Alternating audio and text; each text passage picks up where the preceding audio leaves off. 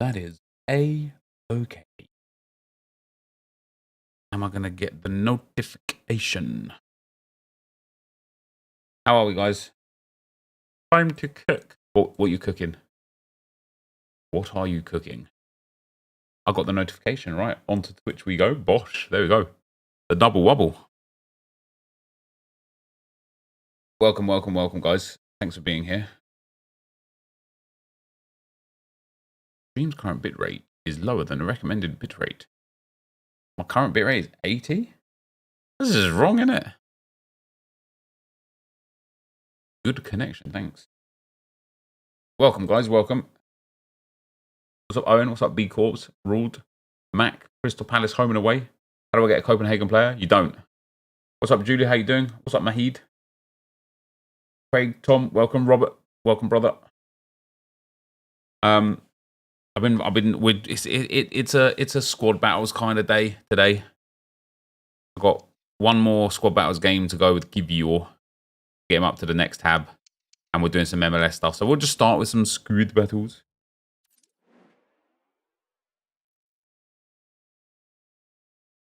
Welcome, welcome, welcome, guys.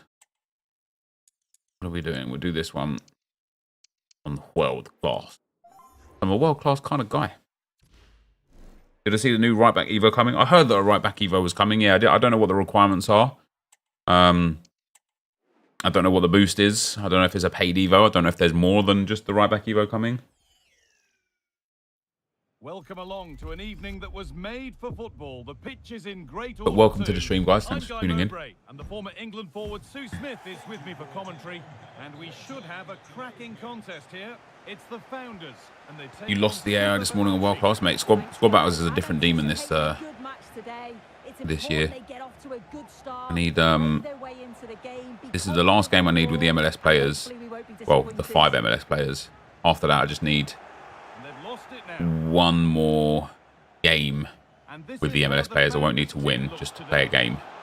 I'm doing the MLS Foundation stuff, the MLS other thingy, and then I'm working on the Bundesliga women as well.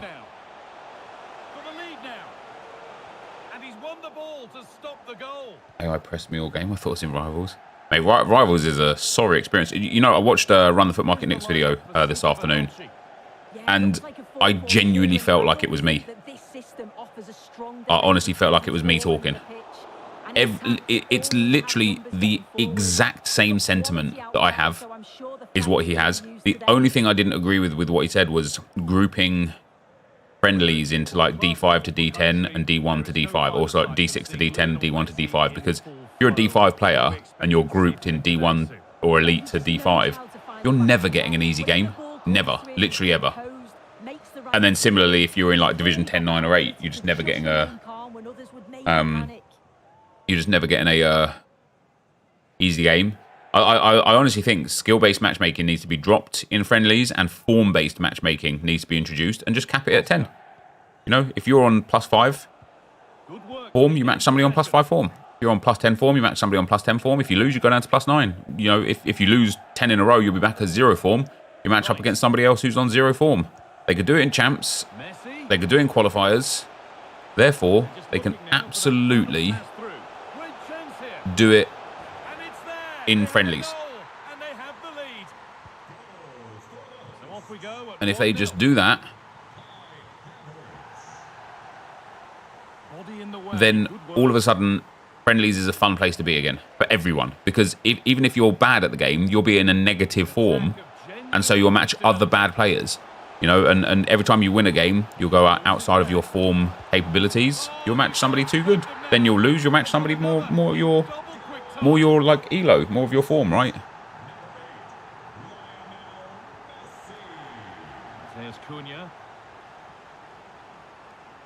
Stop talking sense. They won't listen. Mad though, isn't it? Like right now with the Evo stuff. Now I'm actually like reasonably close to finishing the Evos that I've got. I need to do Codina as well, but it's like I'm only 7 wins away from getting Havertz to the 3rd tier, and then it's 5 more wins to get him finished. So we'll have him finished for champs tomorrow, or worst case scenario, we'll have him finished during champs tomorrow, which is great. I've got Kivior, who doesn't actually require too much. We've got 2 more wins to go with Kivior. 1 more win here, then 2 more wins after, and 3 more clean sheets, and then Kivior's fully upgraded. Whatever Evo we get tonight, if it's coming, or tomorrow if it's coming, we'll have to like work on tomorrow. And then I need to do Codina, who's also not too challenging.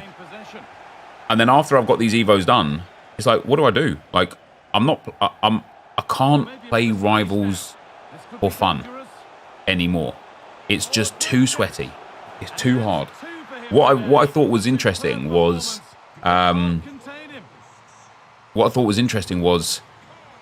Nick's only in Division 2. Now, I'm sure he's got the quality to get to Elite Division, and he probably was in Elite Division and has now been demoted to Division 2 because of the new season, and then is just working his way back up. But I was like, man, that makes me feel so good about being in Division 4 and struggling here. If he's in Division 2 and, like, you know, he said he drew like 7 games in a row in D2, and that's because he's playing against pro players, and because of how sweaty the Division's Rivals is, nobody's actually moving up because nobody can get on a streak good enough to get up the goddamn up the ranks. So it's not like Division 3 players are filtering into Division 2, so that players like Nick have easier games that then end up going into Division 1, and then these people in Division 2 stay there, and then they get the old Division 3 players filtering up. And, you know, like, I'm thinking to myself now, we've had like a week of this new rival system now, and I've hit the first checkpoint on Division 4, yet last season I was literally in Division 2. I've hit the first checkpoint on Division 4, and I cannot get further. I just cannot. It is impossible for me to get further. And the reason why I can't get further is because Division 5 players aren't getting up into Division 4 because every division is just so hard.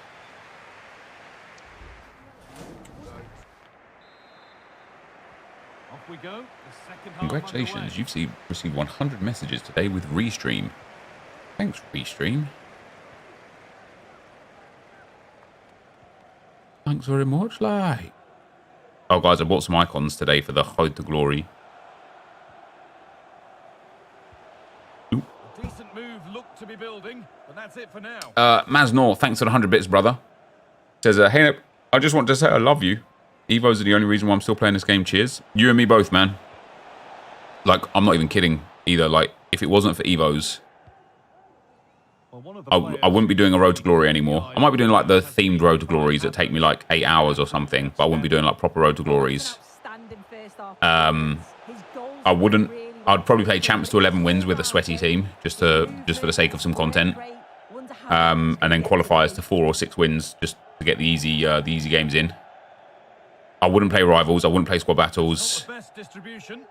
I'd do a draft just for the draft channel, but ultimately, I would be like last year, towards like if we exclude the themed Road to Glories I did last year, which were really good and really fun to be fair, but if we exclude them, my general day on FIFA was a draft that takes about an hour, or if it's a draft challenge, 20 to 30 minutes, 6 PM content, share play packs, takes about an hour to an hour and a half combined, and that's it. That was literally it. 6 PM content, share play packs, and a draft. My work day, quote unquote, outside of those themed Road to Glories, was about 2 hours. And it gave me a lot of time to work on, you know, like do so rare content, or just work on my so rare gallery and building that side of things and whatnot. And it gave me a lot of free time. I started working out again before this new game come out, which was nice for the month or so that I started working out. I was going to some events and such, you know, went to the Sidemen 10-year anniversary party and whatnot, and it was like, felt like I had a bit of a life. I was spending a lot more time with Lauren and doing stuff with the kids on the weekend and stuff, and it was just good. Now here I am, and it's like, man, I'm playing squad battles at 2 o'clock in the afternoon just to Evo up a card because the thought of doing it, the thought of doing these objectives in Rivals is pain, genuine pain.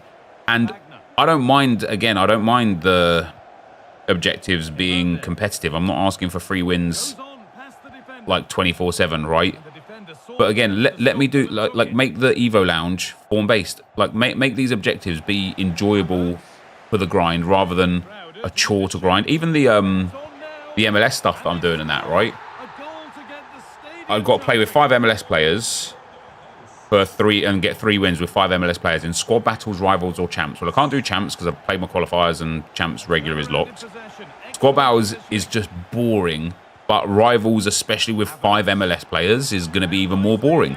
So why not just have a friendlies mode with rivals, sorry, with champs-based matchmaking, where I can go in with a proper MLS team and be like, look, guys, it doesn't matter if I win or lose because the next game will be easier.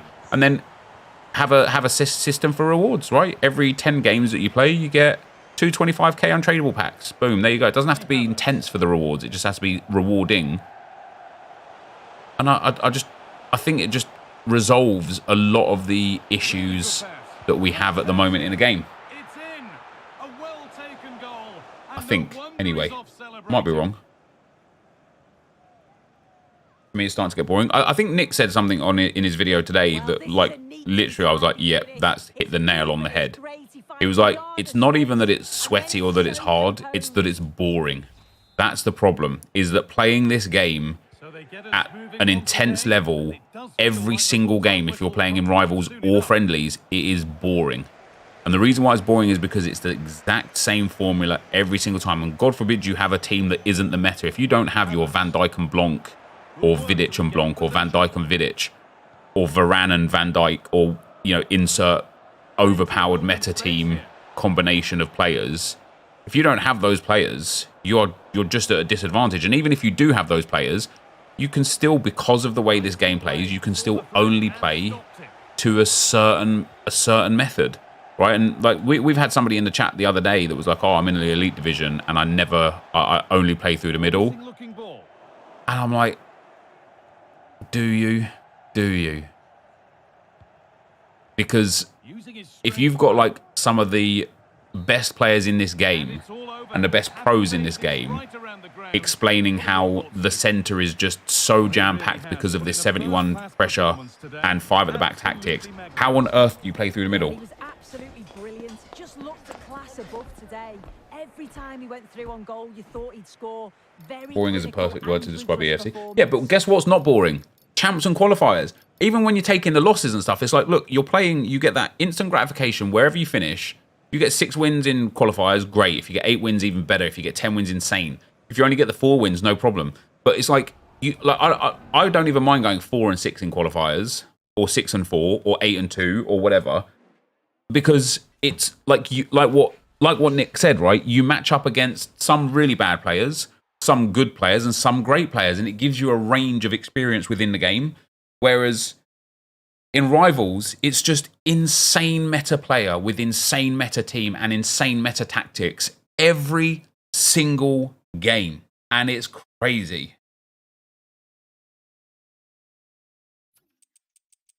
Objectives.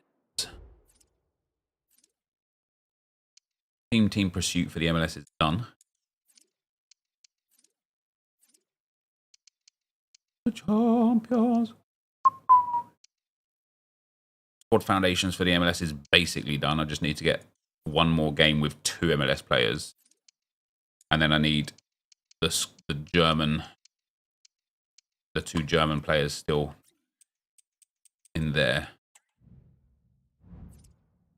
Yeah, friendly cups are a nightmare. They really are.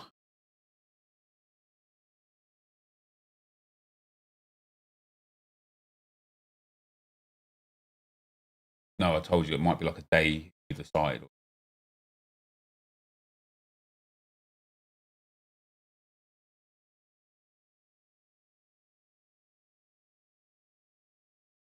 No, it wasn't. Not always. No, personal. So I wrote it down but sometimes like I wrote down the next day, and like, it's basically bang on. No, I don't remember.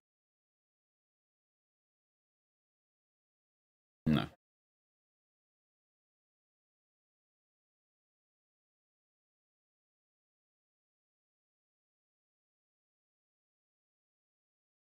Okay. Right, give you or upgraded again. What does he gain this time? 1 overall, 3 passing, 2 physical, a pinged pass, and 1 defending. Like that in lower divisions as well. The only difference is Div 6 to 7 players make more mistakes than like Div 3 to 4 players. Yeah, it doesn't matter what division you're in, right? It's the most stressful, intense games you play, because if you're a Div 7 player and you're playing other Div 7 players, that is the top of your skill set, right? Which means you are also just playing these intense games. Light up a candle that the triple threat 3 is the Gabbies from Arsenal. Yeah, the 3 Brazilian Gabbies would be beautiful, wouldn't it?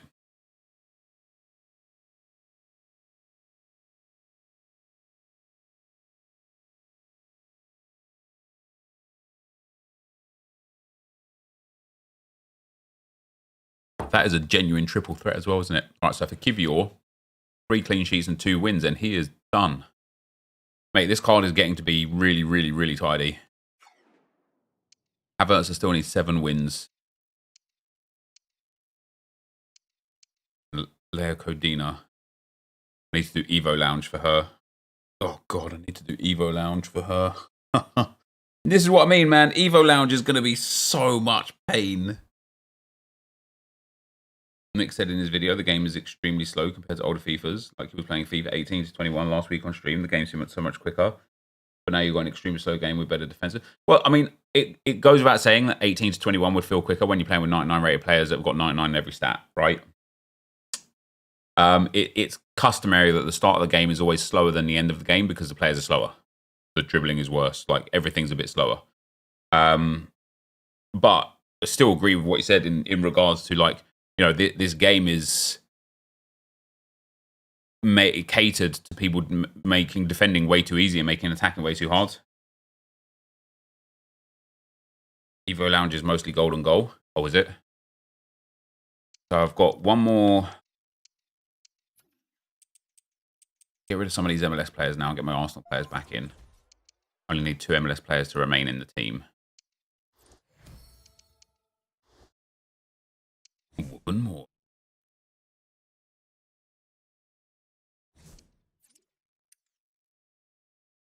One, 2. Minge in there. We'll keep Dempsey and Messi so we can get rid of this matey boy. Am I married? I am married, mate, yeah.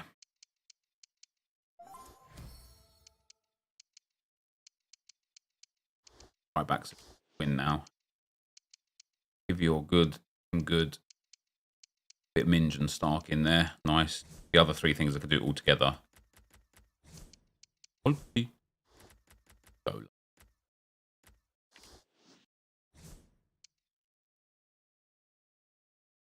I managed to get 3 other players working at the same time. Yep, we had Josh and I had 4 yesterday on the lowest rated Evo RTG.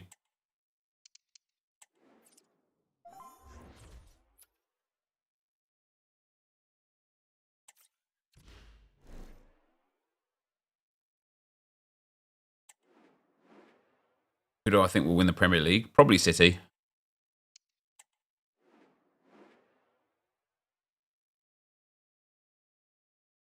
Figured out how to get 3 Evos. Yeah, I figured out how to get 3 Evos. You know, it was a fun experience. Rinsing Division 9 with a 50 rated squad. Now that was fun. That was fun. And that's exactly what we've got. I'm Derek Ray in the commentary position, and I'm joined for expert analysis. Why would you goal Evo Lounge when you have to win and only get 4 attempts per day? That's not Evo Lounge, brother. That's the other cup, Centurions Cup. I need a couple of goals and assists with the German goals, and just a win. Eventually, you'll get the space to show your ability. I'm sure that's being echoed by. Oh, big opportunity. Bit Minge, back of the net. Go on. Oh no, that was Stark. First goal of the game. Almada. And that was a very fine read. Is it going to be? Bang. And there she is. 4 Evos out. You can effectively have 11 active Evos. I don't think it will ever be possible because you'll never have enough Evos in the path in the first place to get 11. But in essence, you can have 11 active Evos. But yeah, you can have unlimited active Evos, no problem at all. or, well, maximum of 11. But you can have 2, 3, 5, 10. Really good run. Havertz! Well, it's great when you can rely on your keeper. And behind it's gone for a corner. Messi! Well, that's the one. Not quite the accuracy he was looking for. That'll be a goal kick. What am I working on now? Kai Havertz and Jakob Kivior and the MLS milestone and the German Women's League milestone as well. And a timely intervention. You know what's mad? Those milestone SBC players that are there as well, like the green ones. I want them, but I also don't want them because they're 83 and 84 rated squads and stuff. And it's like, and the dynamic duos, like I want them, but I'm on this Arsenal road to glory. Do I really want them? I don't know. Tried it twice now and it hasn't worked. The thing you have to do is you have to have your active Evos, all of your Evos that you're doing have to be in your starting 11. They have to be, otherwise it doesn't work. Somebody yesterday said, oh, they had them in their lineup and it didn't work, and they're just wrong. It is the only one single thing that has always been a constant for it working or not working. I think Team of the Week prices will come down eventually. But the problem right now for Team of the Weeks, which isn't a bad thing if you invested, but it's a bad thing if you need them. The problem right now is like Team of the Weeks are expensive because the Team of the Week upgrade is expensive. And the Team of the Week upgrade is expensive because 83s and 84s have now gone really, really expensive. And 83s and 84s have gone really, really expensive because EA in their infinite wisdom decided to release about 400 SBCs that required only 83 and 84 rated cards. And so, of course, it's going to make them go expensive. And so, even though it was like, you know, on the one hand, we complain about the game being, you know, 83s, 84s being worthless. Like, oh, 83s and 84s being worthless. But, and so that's pain. And, you know, we couldn't get hold of like high-rated fodder. Now we don't need high-rated fodder. We need mid-rated fodder. And now mid-rated fodder is way too expensive. And so, okay, we're asking for too much, are we? Because we're never happy. I don't think the problem is like the 83s and 84s are too expensive or cheap, or the, you know, 85s and above are too expensive or too cheap, or the informs are too expensive or too cheap. I think the problem is that there's just no good menu way to get cards, right? Like, it's something that we've had in previous years in the easiest way possible, is just constantly getting cards from either League SBCs or the other daily SBCs and stuff. But you even see now with the daily SBCs, and they're nerfed into the goddamn ground. Like, even marquee matchups now offers the worst rewards compared to what it did 2 or 3 years ago. You get the daily SBC, the Trailblazer or whatever it was, Centurions Challenge 4 offered a gold pack. A gold pack. Who wants that? Spot on with that challenge. Might be a chance. He had a completed evolution, not just a level of an Evo. Had 2 other Evos, switched the active Evo to another player, had all in your starting squad. It will work. If you didn't, you did it wrong. Yeah, 100%. Well, I won't get tired of watching this. It's an outstanding bit of play. Just look how far With how expensive 83s were, the store pack worth it with coins. Yeah, the store pack with coins was worth it if you was looking to build an SBC. Star performance. That scoreline tells you all you need to know. Do I even need more goals? Goals are Stark. Goals and assists. I don't even know if I have a goal with Stark. Very quick thinking there. Nope, that's just not true. I'm sorry. It is true. You've literally done it wrong. You've done it wrong. Whatever you've done, you have done it wrong. I have now done that exact method that I just presented to you about 6 times on 3 different accounts, and it has worked every single time. And the one time it didn't work was for Leia Codina, and it didn't work when I tried it with her because she wasn't in my active squad.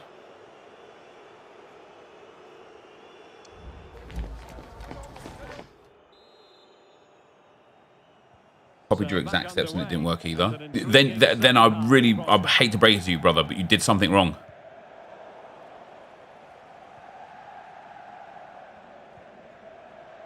That thing wrong is either going to be you tried to do it when it wasn't a completed Evo and just a completed segment, or you didn't have it in your starting 11.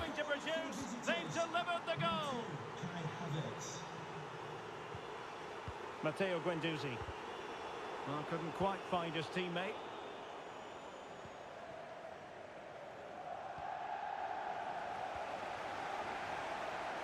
plan. And very deftly cut out.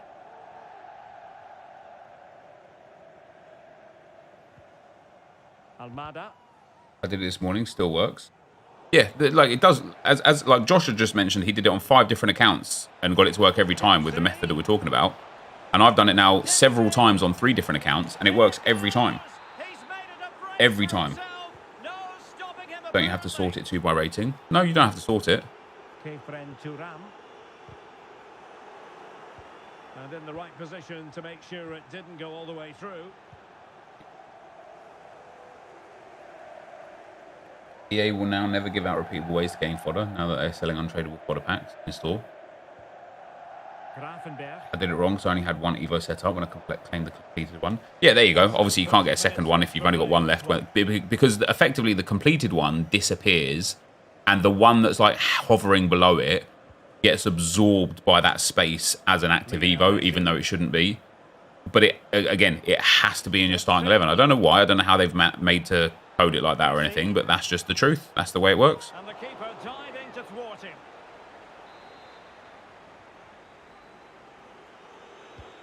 Messi with the corner.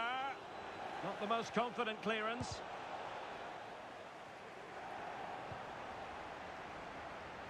Lionel Messi. Oh, what a clearance under pressure. Had to react and did. Nina Lubren from the Evo from counter card. She got a good Evo, has she? I don't mind the women. Obviously, I've got a lot of the Arsenal women in my starting lineup. I just don't have. I just don't.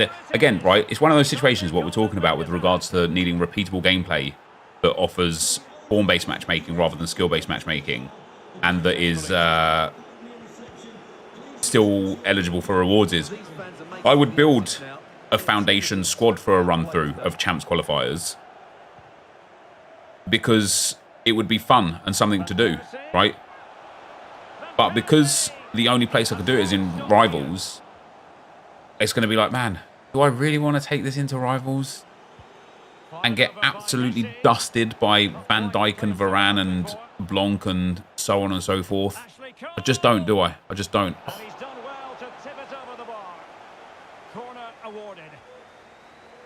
This difficulty level is just professional, I think. And the short option preferred. Makes his way in field. Oh dear. Well, not the end result he had. I forgot I had Prime sub for the month. Just out of curiosity, has anyone talked about streamers setting up private tournaments for people that want more casual team mode? For example, you would set up a tournament with certain squad requirements that play a tournament style between ourselves. No, I don't think people can do that because again, you'll just get sweats and pro players entering and just robbing all the rewards, right? Thanks for the Prime though, Scareless Pal, and Loan, thanks for the 4 months, brother. I do appreciate it. Department leaving a bit to be desired.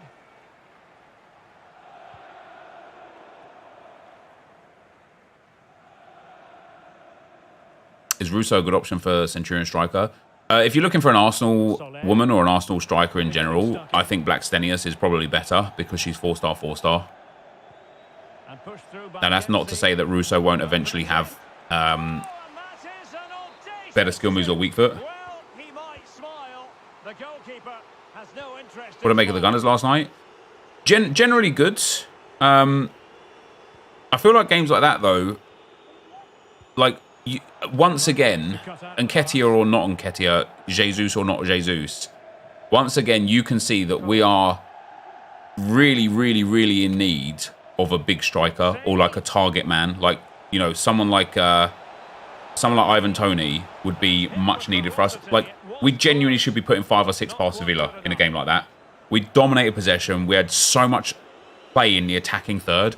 And we just didn't have someone that, okay, we can't break them down. We can't break them down. We keep getting the ball wide. We keep getting the ball wide. Then Gabriel Martinelli's cutting in. He put some really good balls into the box. But because there's not a striker in that box that's like learns how to attack. Like Kai Havertz could have scored about 3 goals, 4 goals yesterday if he just anticipated Martinelli's balls to the back post. And he didn't because he's not a striker. If we had a proper striker up front, like a Giroud, you know, don't want him back at the club necessarily, being 37 years old, but if we had someone like that there, we would have scored 4 or 5 goals. We just would have done. And Havertz has the physicality for it, He just doesn't have the, like, he's not a striker. So he doesn't think, oh, Martinelli's diving in behind there, let me drive to the back post. He kind of just like floats around in the box a little bit. And so, again, it just exposed, even though we got a comfortable 2-0 win, it exposed the fact that we are in desperate need for a proper striker. Ivan Toney would be perfect, yeah, but I think Brentford said they want 100 million for him. That's a lot of money, isn't it? And I think if we can get that proper striker, I genuinely think we have the potential to beat anyone, everyone. As for Havertz in general, though, I thought Havertz was brilliant last night. Aside from the fact that he could have had he missed a sitter in like the 5th minute, I thought he was brilliant. And it's such a shame that he didn't get a goal or an assist again, because that seems to be the only thing that's lacking from his game. But I thought he presses really, really well. His passing is really good. His build-up play and his transitional play is really, really good. He's literally just missing that like final pass or final shot in the final third. And once he gets that into his game, once that confidence builds up in him and he starts getting them regularly or steadily, I genuinely think Kai Havertz will be a leader for Arsenal, like a massive, massive player.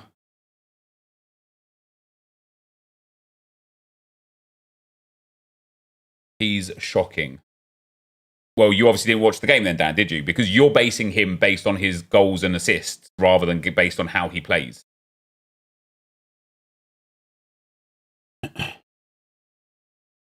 That's always been the problem with Havertz, mate, ever since the Chelsea days.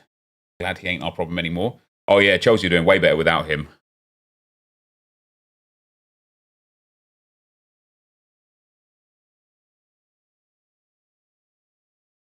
So once he gets good, he'll be good? No, he's already good. It would just be nice for him to have some goals and assists added to his game as well. Because as you can see with people like Dan, is that that's all that they rate people off of. If you don't get goals and assists, you're just a terrible player. Somebody yesterday, an Arsenal fan yesterday, made a thread during the game on why Jorginho is awful for Arsenal. Jorginho was probably the 3rd best player on the pitch for us yesterday. Jorginho was literally insane for us yesterday. And yet this guy's like, Jorginho's god awful. Because he's not fancy, doesn't get goals or assists, doesn't do skill moves or tricks. But Jorginho's one of those guys that just runs the game silently. He's so good. Yeah, the pass through to Saka was amazing. And he's what Jorginho does is he's able to absorb pressure and pass the ball off under pressure comfortably to relieve the pressure.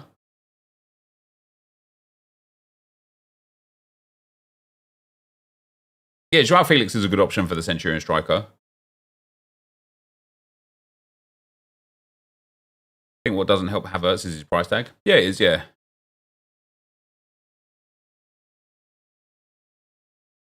I don't rate Jorginho only because he makes too many mistakes like v Spurs. So that's one mistake. What do I think about the Rashford red card? My opinion on a Rashford red card is that it is a red card. And the reason why I think it is a red card is because of how far out and away from the ball he stamps his foot down.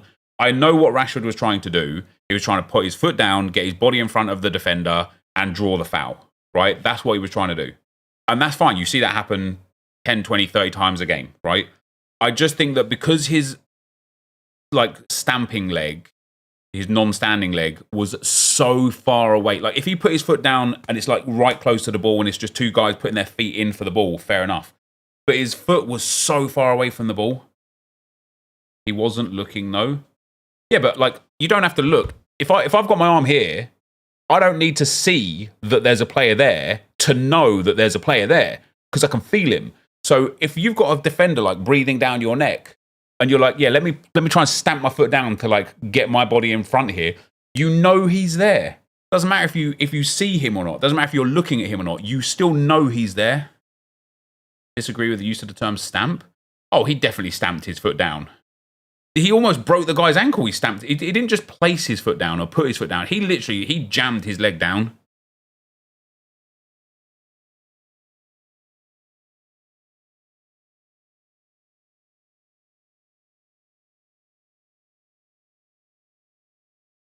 Do I see Arsenal winning a trophy this season? Probably not. Like I say, like I just think his leg was so far. Look, let me get like an image up of it. I'll show you what I mean with like how with why I think the distance his leg is important.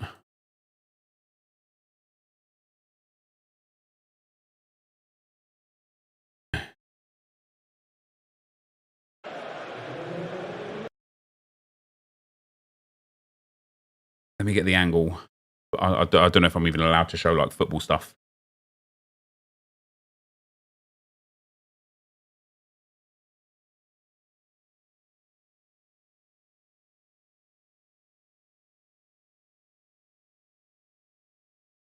This is why it has to be a red card. This right here. His leg is so far away. Like he's not trying to like put his foot on the ball or make, like, you know what I mean, like get the ball. And if you like look at it like from here, so first of all, he knows the player's there. He just looked at him. You see his eyes, like the hole, he didn't know he was there. He's literally, look, his eyes here. Let me see if I can get it. There, he just before that frame, he just looked at it. You can't, there you go. Hold on, let me go back one more frame. There, look, he's looking at him. He knows he's there. He knows he's there. Right? If his foot goes down here, where it is now, that's fine. And he doesn't even touch him then, so that's also fine, because he wouldn't even catch him. And look how close to the ball he is, that's fine. The fact that his foot just continues to travel outwards, that is a stamp, man. That is a stamp. Like, if you think that that's not a red card, I just think you're asking for leg breakers to just be accepted in the game. So are we saying anytime an injury occurs, it's foul play? Are we saying anytime an injury occurs? No, not anytime an injury occurs, it's foul play. But that's not an anytime injury, right? You get two people that clash together and they clash knees and someone's knee pops out. That's fair enough, right? Absolutely not a stamp, though. It is absolutely a stamp.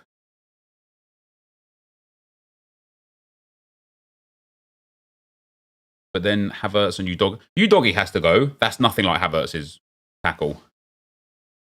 Havertz doesn't catch the leg. He catches with the trailing leg anyway. But I think Udoggy's definitely a red. I don't think there's a stamp as he has a straight leg. Doesn't he have a straight leg because he stamps it out?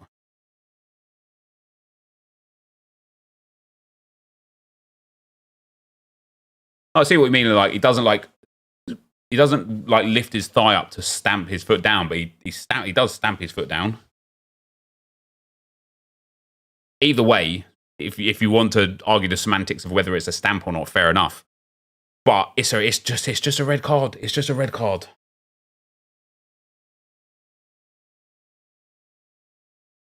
Yeah, Udoggy should have been sent off. Well, I mean, he did eventually, but he should have been sent off for his first bad tackle.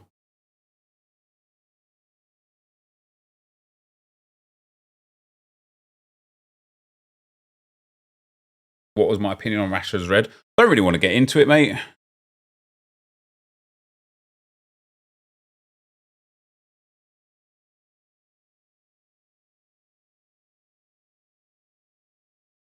Again, right, here's the thing, yeah? Tomiyasu, earlier on at the start of the season, got a red card for running near someone that fell over. If that's the level that's required for a red, then we've seen about 3,000 more red cards this season that haven't been given. Was a second yellow. Point stands. He got sent off for running next to someone. Remember David Luiz against Wolves? Yeah, where the Wolves player clipped David Luiz's knee running away and David Luiz got a red. Wasn't a straight red. I didn't say it was a straight red. I said he got a red card for it. And he did get a red card for it.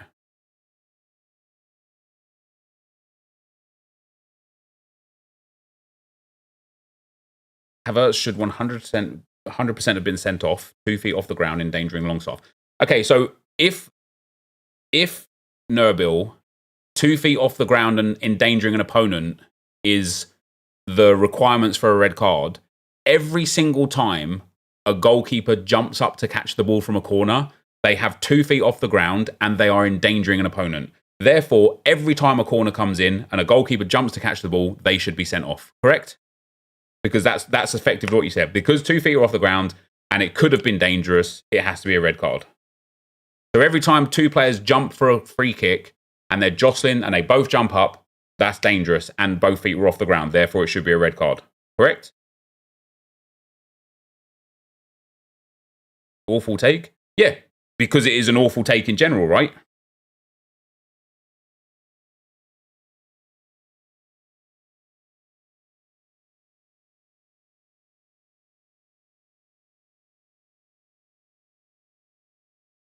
You're ignoring intent. You don't know someone's intent.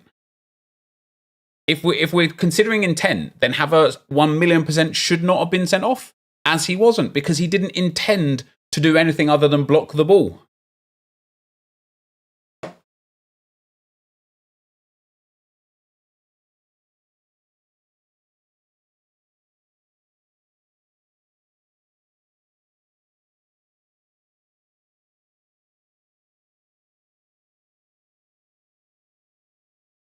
Intent got removed from the Laws game years ago. You just said Rashford intent to stamp, though. No, I didn't. Rashford literally did stamp his foot or press his foot down onto the guy's ankle. That wasn't an intent or not intent. It literally happened. The idea of intent is, like, if somebody throws a punch and misses by an inch, they intended to punch you, but they missed. That's different from not intending to punch you and still missing. Yeah, planted his foot. Rashford planted his foot into the guy's ankle.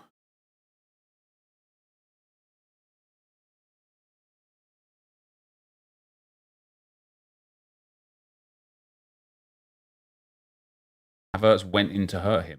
Havertz went in to block the ball one shot.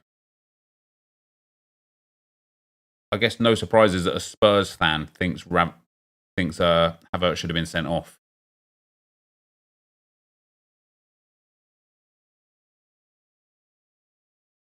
If there's a tangle of legs and someone's ankle gets stepped on, should it be a red card?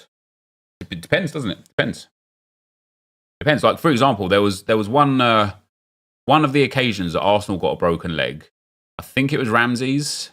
Might not have been Ramsey's. There was one occasion where one of the Arsenal players got a full-on broken leg, and I don't think it was a red card. It was just 2 guys going in for a 50-50 ball. A clash of legs happened, and the leg snapped, right? I know why it's a red card. Was it Eduardo? There you go, right? So I know why players get a red card for that. And probably if you break someone's leg, you don't want to play on. You probably feel sick, right? But not every bone-breaking challenge is a red card.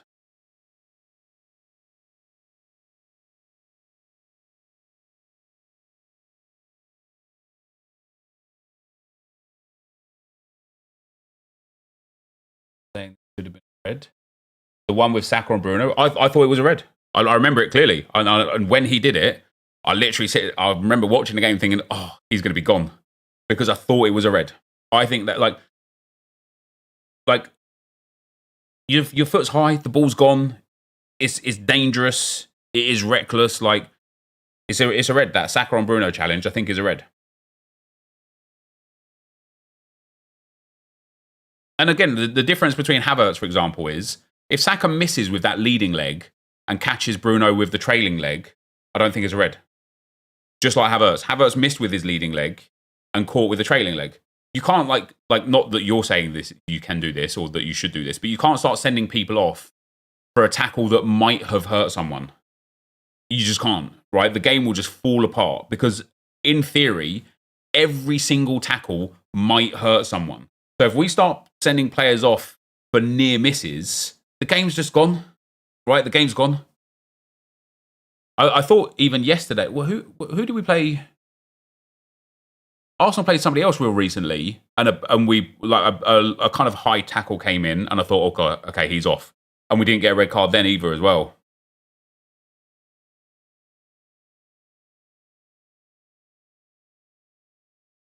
Why should Udogie be sent off? Because he lunged.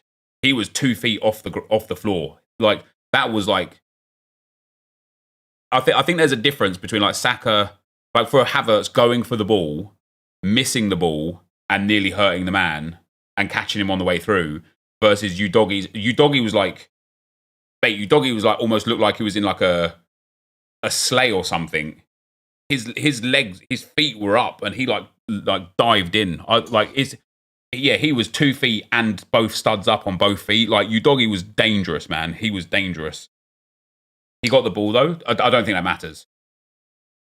Again, in a similar, in my opinion anyway, in a similar way of, like, you can't say every like, injury challenge equals a red card. I also don't think getting the ball is reason enough to be, okay, it's not a foul or a bad tackle then. Where's the line? Listen, I definitely think that there's a lot of, like, line in the sand rules that we do need. But I think discretion is relevant, right? I think that if we just had better referees that we respected and trusted, I don't think there needs to be a line in the sand for it. I think it just needs to be a situation of, like, the referee can just make that judgment call on, was that out of control and horrible, or was that just an unlucky instance that caught somebody? I think that would be reasonable. But because our referees and VAR are just dog shit, it's like, I don't even know.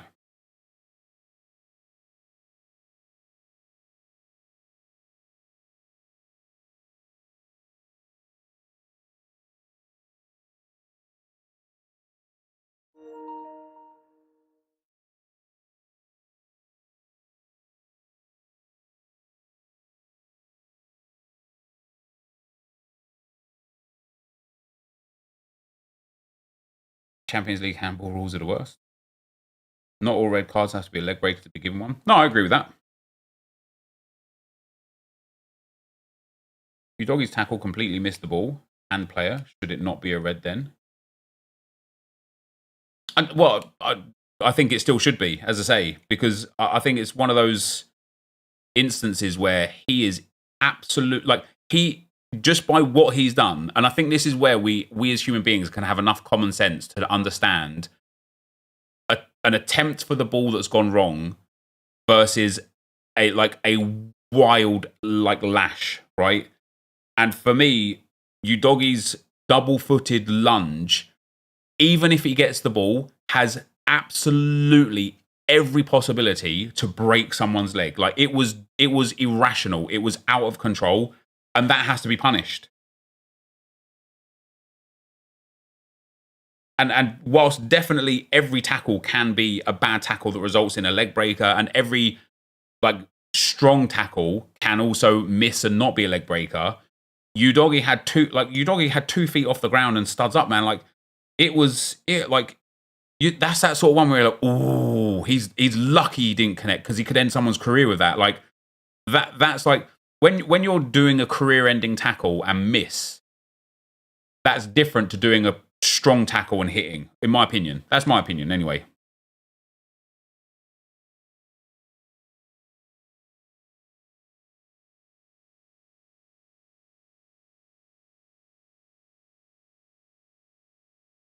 Yeah, that tackle where Son broke the leg. Gary Neville. Ooh. That tackle where Son broke a leg whatever season it was, a couple of seasons ago, I don't think that was a red. But also don't think Son probably would have wanted to carry on playing, to be fair.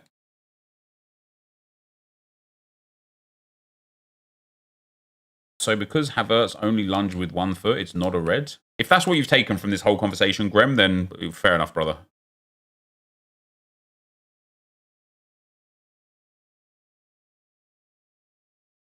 I think even if Havertz was sent off, I'd like to be arguing that it was harsh. That was bias, but I also prefer players like Havertz and Udogie not getting reds kill the game.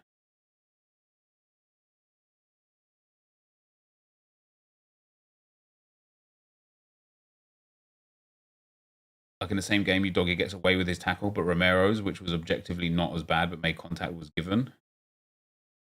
Yeah, for the Romero one for me is a weird one. the players, you know, the pundits that were players, were all asking for red cards.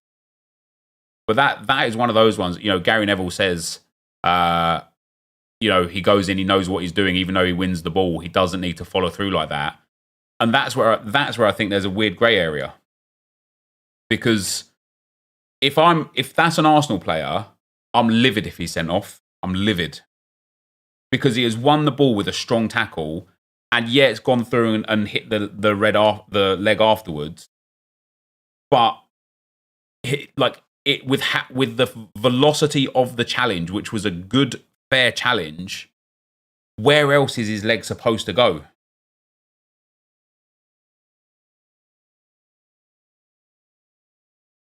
He's not in control on that one. I think that's up for debate. I think that's up for debate.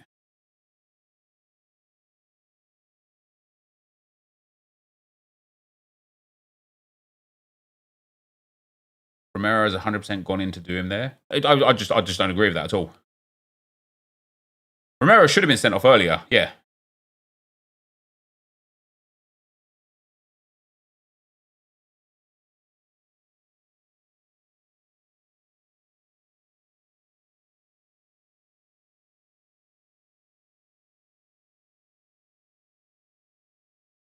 Don't know how you can say it's not a red. That's how leg breakers happen.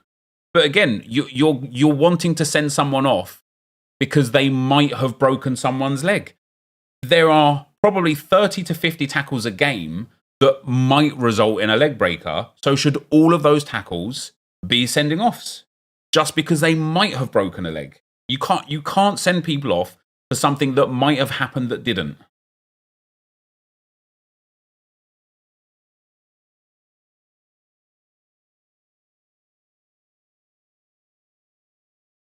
Very interesting, Cal. Should we argue that Romero's tackle shouldn't have been mattered because Sterling dived immediately before?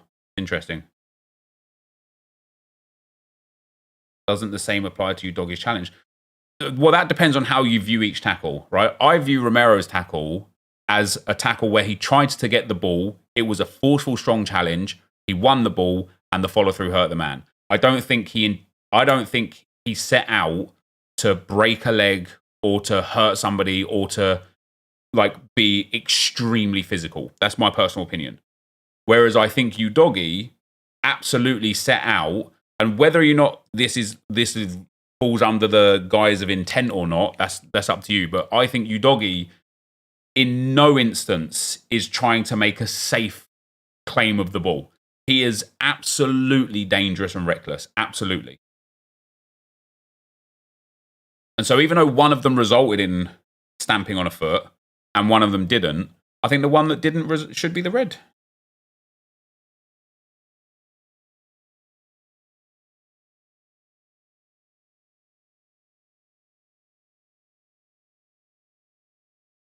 think the same about Havertz, so out of control. You obviously are just looking for a wind-up from an Arsenal fan, so I'm not even going to bite, brother. How do I think the group will end? Well, that's tough, isn't it? Man United are in. I mean, they could fully get full on relegated from all European competition, couldn't they? Which would be mad. I think we still need the.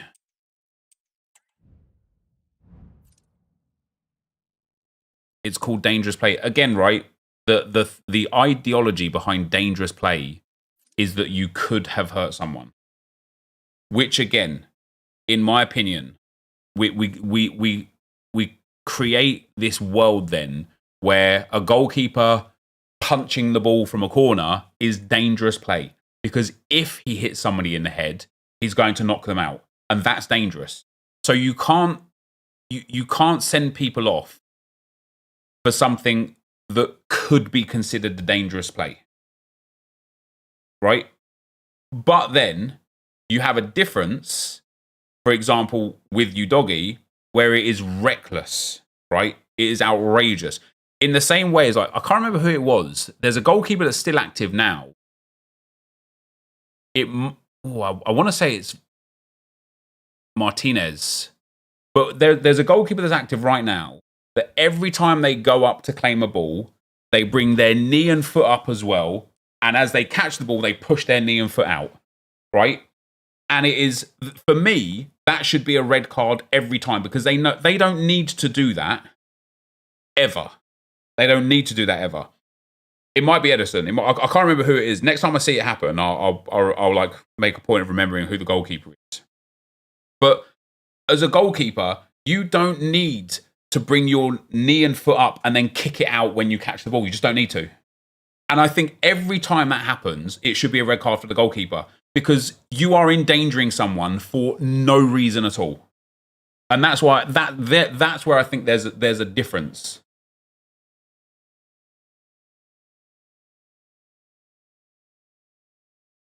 Neuer does that. Neuer does do that, yeah.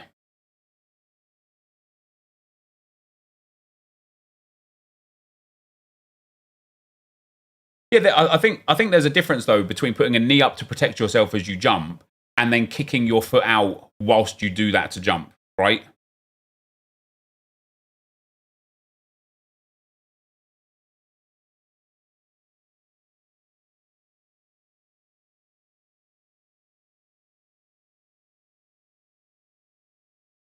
I think the leaning into players that are jumping as something that has been like kind of picked up on in recent years, hasn't it? And it now gets punished. Like if somebody jumps and you just back into them so they fall over you, I think you now get punished for that. Which again is very fair because you know exactly what you're doing. What do I need here 3 more games and 2 more wins.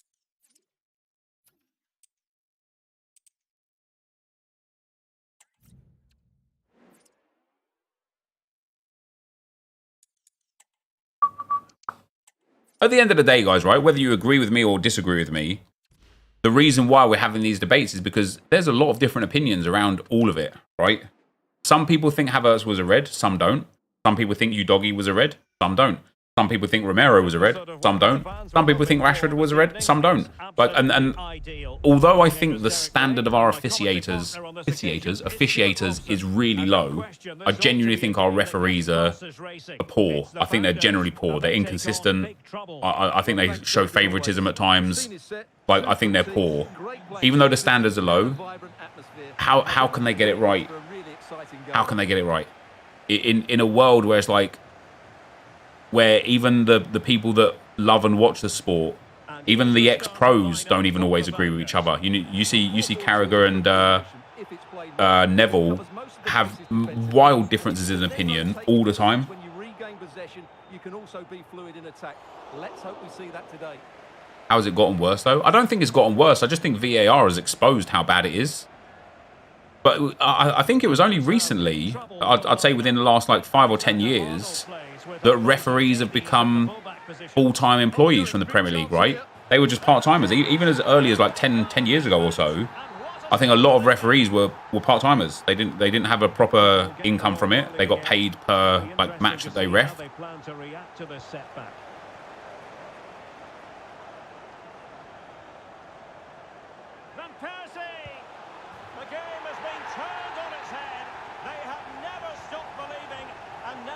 Yeah, being consistent is the first thing that needs to happen. Because once referees are consistent, we can then debate the nuance of whether or not the rule is correct or not, right? Once they're consistent, if they're consistently giving red cards for something that we generally think isn't a red card, then we can implement something that changes that, right?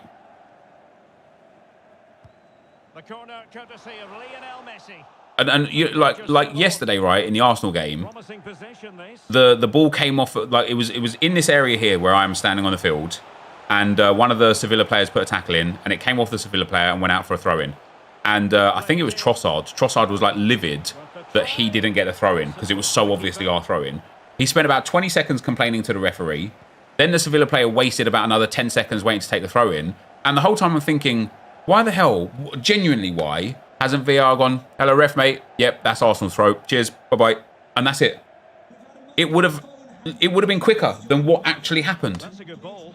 But people are like, oh, you can't have them micromanaging every decision because I think how long it will take. You don't need like a long time to just be like, the ref to be like, yeah, was that a corner or a goal kick? Oh yeah, that was a corner. Perfect. Thanks very much. Well, it's a pretty low I don't know how, I don't know why it takes why that wouldn't be in the game. I know some people don't want that. Like some people, oh, it goes against what football is. Like, man, what football is isn't what football was. Like football is different. Football isn't what football was back then. And there she is at the double. Nobody can get close to her. Oh, sorry, my bad, Ezio-chan. Sevi, my bad. Sevi, I'll say it right from now on. So Arsenal versus Sevi, had a few little flashpoints against Sevi, Man's asking for a VAR and a throw-in. No, man's asking VAR to do what VAR should do, right? Video-assisted referee for clear and obvious errors. That's what VAR is there for, right? So if the ball goes out off of a Sevi player, and yet Sevi get the throw-in, is that not a clear and obvious error? Simple question. Is that not a clear and obvious error? Would you say that is a clear and obvious error or no? Corner kick played in. Denied by the bar. Back in play here. Yes, it is. It's absolutely a clear and obvious error. And it takes VAR. I mean, you see it on the Sky Sports replays. Sky Sports knew that it was an Arsenal throw before Sevi even took the throw-in. So if Sky Sports know, that means VAR know. VAR are able to talk to the referee very, very quickly and just say, hey, ref, that went out off of a Sevi player.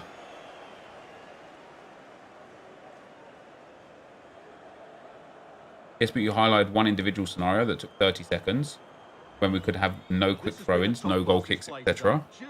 You absolutely can. You can still have a quick throw-in, and then if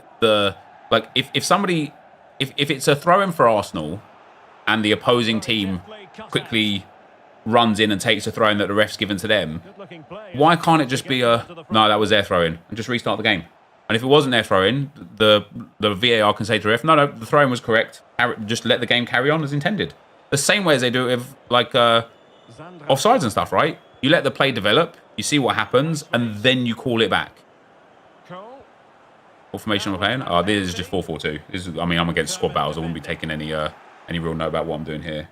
They'll be disappointed with the way that attack It's actually Sebila. I'll stop calling them Sevi now. Even annoying to say. People say VAR is ruining the game. Ruining the game. It's not. The whole VAR, like,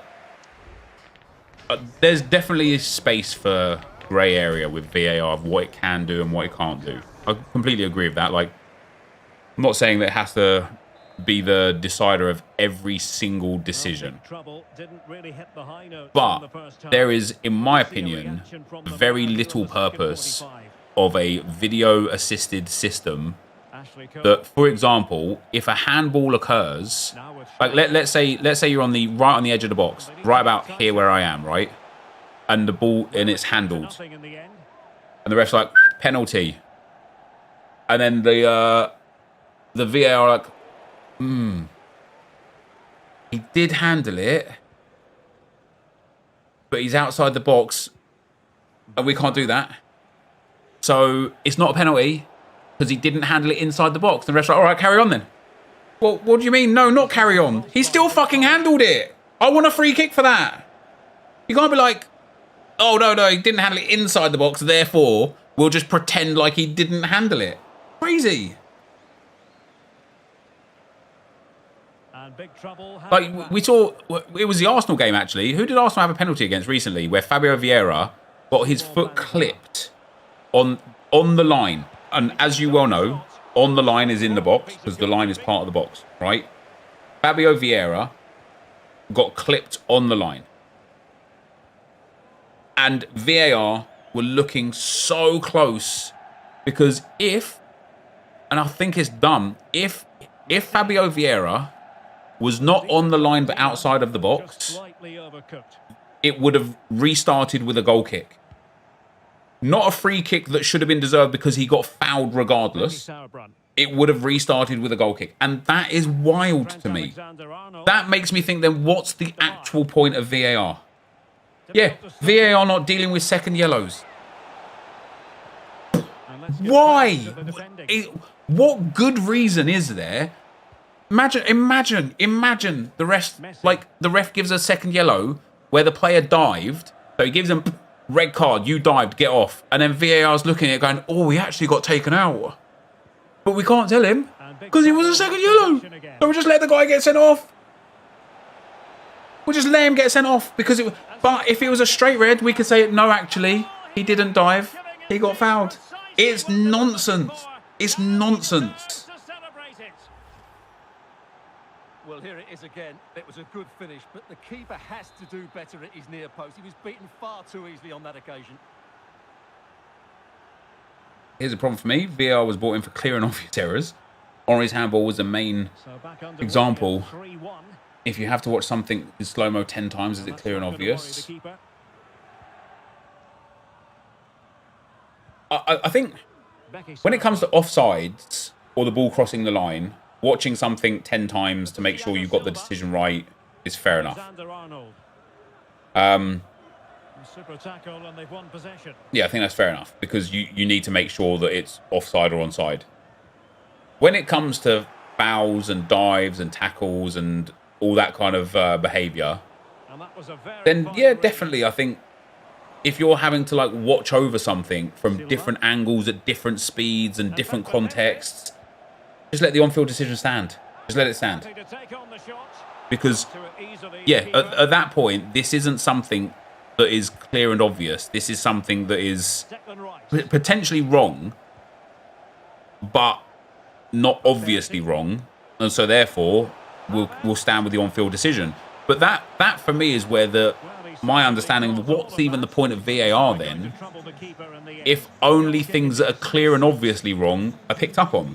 Surely, if you're going to have like a video-assisted system to help you make decisions, you would just want the right decision, not the only really badly wrong decisions corrected, right?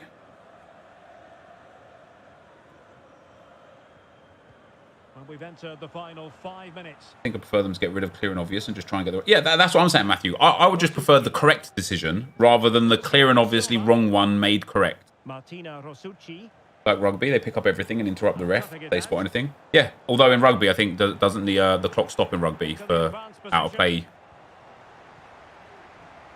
Clear and obvious is an opinion. There is no black and white calls outside of offside balls across the line.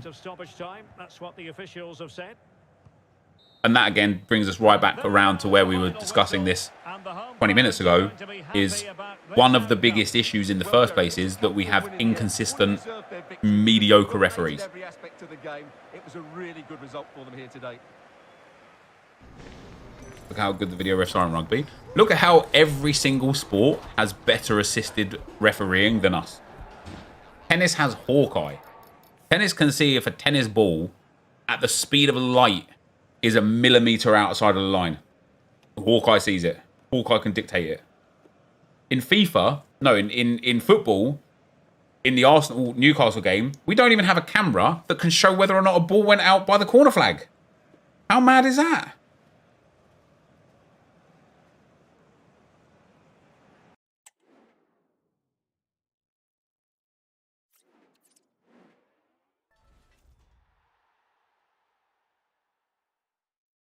Like, mate, it was fast. It was fast. Yeah, fair play. It was fast.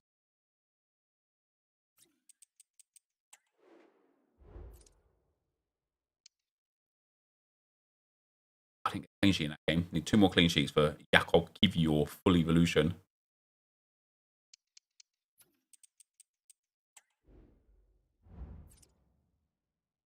Ever thought about someone to play my squad battles? You know what? Ideally, I would like to not play squad battles to get objectives done, but instead play a reasonably well-balanced game mode for matchmaking. Like I would do all of this. I would do all of this in Rivals if Rivals had relegation. I would do it all in Rivals. And I'm not saying I'd sit there and sandbag myself down to Division 10 to do it really, really easily and make everyone else's day pain. But I'll just sit there, and if I lose 3 or 4 in a row and move down to Division 5, get a couple of wins, maybe move back up to Division 4, lose a couple of games again, move back down to Division 5. Like, I would be way, way, way more inclined to do it through that than through squad battles.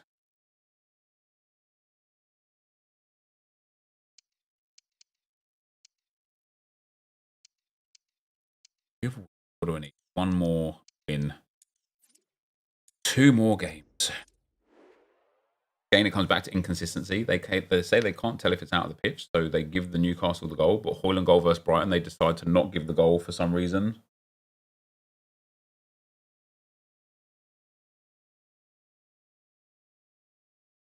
What did Yo Mike say? What platform did he say it on? Why do all the content creators bash and continue to play a game that provides you a living, feeds the addiction, all a money grab? Just stop playing then. Why do all viewers of people that talk negatively in any way about FIFA continue to watch the content creators that do that? It's all just an entertainment grab. Just stop watching then. See how the logic applies back to you?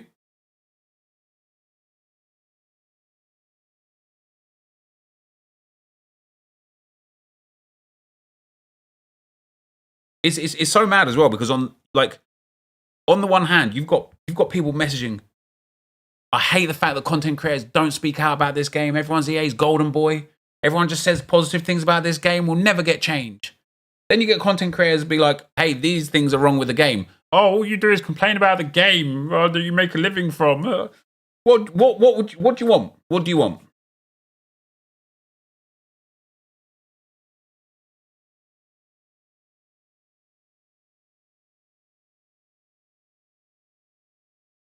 What do you want? Genuinely, what do you want? You tell me.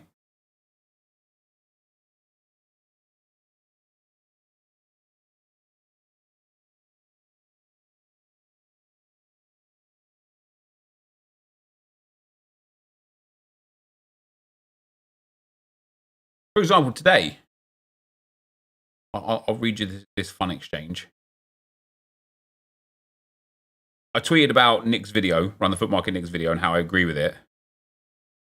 And then some guy replies with,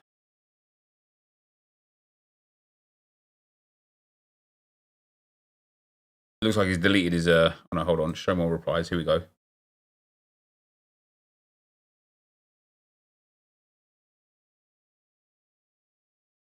Oh, he has deleted one of his posts.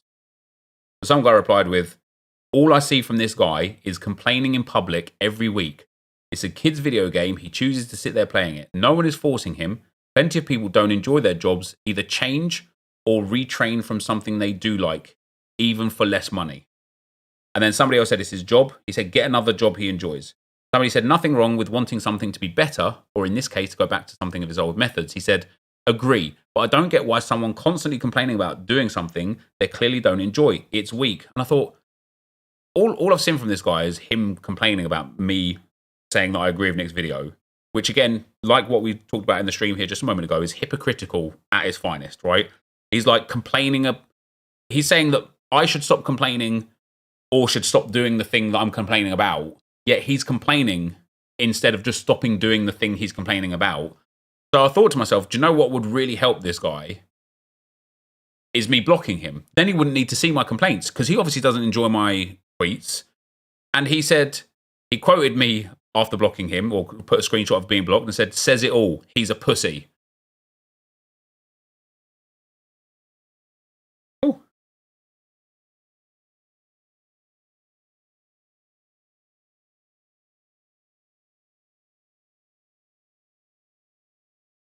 Again, what do you want? If on the flip side, I was like, man, I love this game. I love this game. This game's so good. This game's so good. Like, I really like the fact that there's so many players to choose from in SBCs, and there's so many different game modes to play in. And I love the fact that it's like really competitive in Rivals, because, hey, it's a competitive game mode. That exact same guy would be like, oh, how much are EA paying you to say that? I just don't know. I just don't know what you want.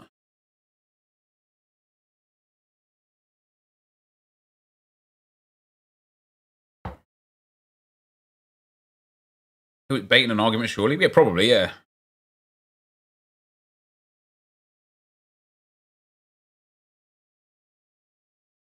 complaining is part of every FIFA, we all do it.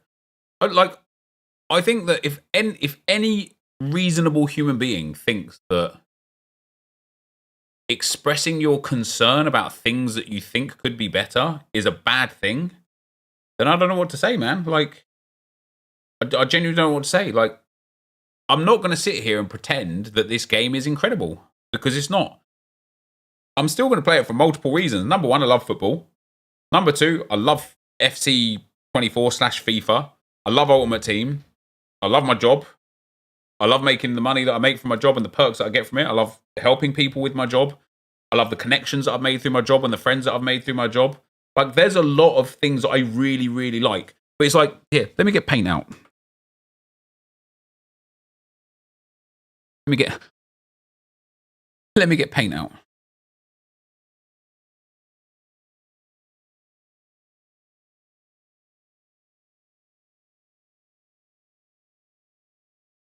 This is job.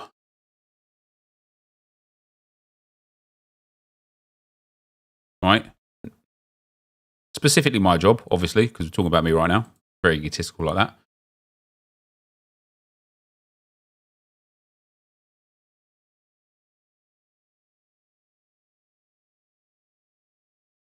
Don't want that.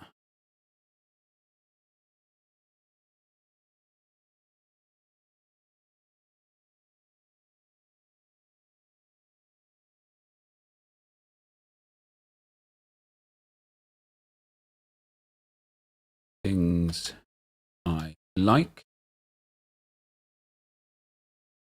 Things I don't like.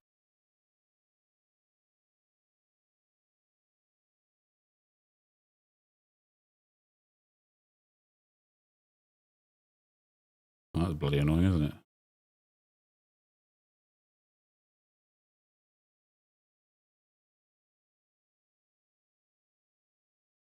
All right, there you go. So, there's a large portion of what I do that I really like. And there's a small portion of what I do that I don't like. I try and paint, cries in Excel. I'm not very good with Excel. So when I talk about all of these things, we get a pencil. When I talk about all of these things in here, it like people either don't like absorb it, or they say like, stop sucking EA's dick off, bro. They don't like you. All right, fair enough. Then when I talk about like this section here, oh, if you hate it so much, stop playing the game. I don't hate it so much. I hate it this much. This much. Not so much. This much. Where you're like, if all you ever do is complain, that's not all I ever do. It's like a 1 hour segment of my clock wheel of what I do. That's all. It's like 8% of what I do. That's it. The watermelon Pac-Man.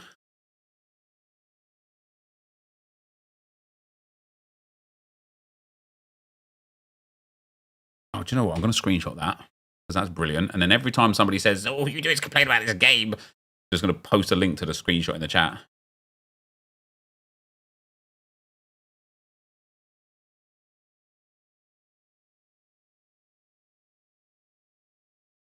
And they say, I pick up litter for 8 hours a day and you complain about player FIFA all day. Yeah, listen, so I was thinking I was deeping it somewhat earlier today whilst I was having a wee. And I thought, because I was sat there and I was like, I'm playing squad battles. Before I started streaming, I had a few more games of squad battles that I played. And I was playing squad battles and I was like, I just don't like playing squad battles. I don't like it. Just don't enjoy it. It's just not fun. It's a means to an end, and I don't enjoy the means or the end. I'm like, why am I doing it? I'm like, okay, I do need to evo these cards up. I was like, man, this is a really long week. No, I was like, man, like, people dream of this. People dream of doing what I do. Literally, people actually go out of their way in life to try and do what I do. And all the other content creators that do this, and they go out of their way. They really try their best to become successful via fame, fortunes, whatever it may be, right? And I'm here not liking it. And so I thought, if I'm living the proverbial dream,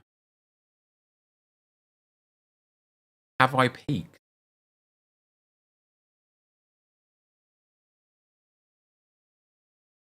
Like, is that it?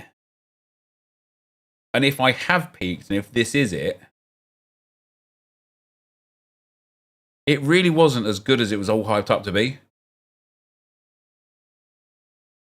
Like, if this is where life is, like, up there, heaven shit when you've been there a while. Yeah, that's what I'm saying, right? Like, it is. It's one of those things where it's like I get it. Like, my circumstance may be more favorable than your circumstance in a job role respect, but it's not. You know, I refer back to the time, and I love Josh's response to this when he sent me a message of him doing the same thing, and he was shirtless as well. It was brilliant. Where I was sat in a hot tub outside, in my hot tub. Don't worry, it's not it's not some like luxury hot tub. It's like one of those blow up ones where it's like if you sit in it too hard, it's just gonna burst, right? But I was sat there. It was nighttime. It was dark. I was just sat there in the nice warm water, and a gust of wind just blows past. That's all, right? Just a gust of wind, and I felt at peace. I'm not kidding, and I don't feel at peace very much. Right? Let's ban that George Mitchell guy mods. Thanks very much. I don't feel at peace very much. I've always got like an internal burning, right? I've always got like 1,000 fires to put out in my head. It's very, very rare that I just have a moment of true relaxation, right? And I sat there and I thought, how beautiful is this? Just sitting there and feeling the elements and just enjoying a moment in time, right? And that's all I did, just enjoy a moment in time. And it made me think, like, what is it all for? Like, what is every day for? What is the hustle and bustle for? What are we all grinding for when all people really want is comfort and peace? So what is it all for? And I don't know the answer to the question.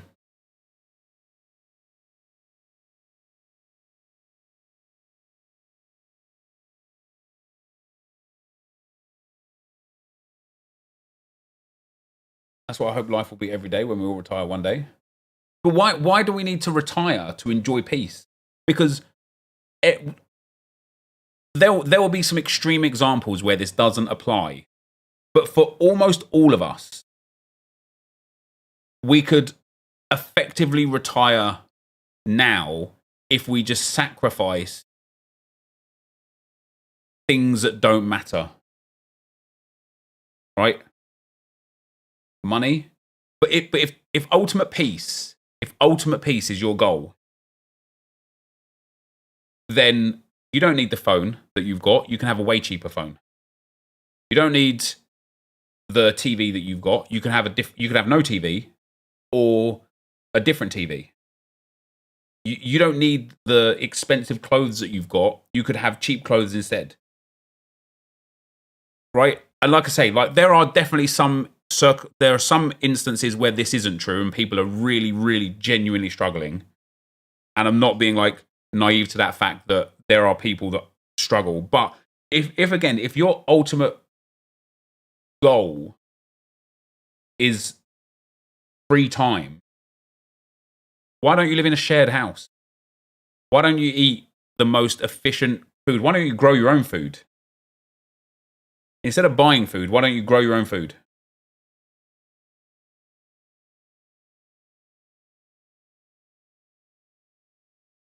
And that's why in my head I'm like, what's it all for? Who can be asked growing their own food? People that say things like, all I want is just peace. You do? Yeah, we do as well now as well. Your answer equals money. Yeah, but like you can live. It was a Diary of a CEO podcast where he was talking to somebody talking about you can live your rich life. and this, I suppose this is where I'm getting to. I haven't actually watched the podcast yet. I just saw a snippet of it on TikTok, and I was amazed by what he said. And he was literally like, you can live your rich life. You just have to sacrifice everything else. And people aren't willing to sacrifice everything else to live their rich life. A CEO said this.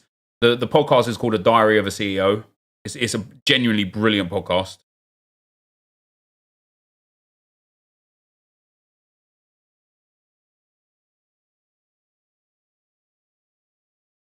You're absolutely right, James, because we don't strive for our own personal gratification.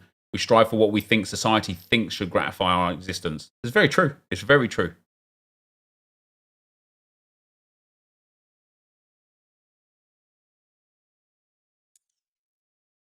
Or like sacrifice food and shelter, is it?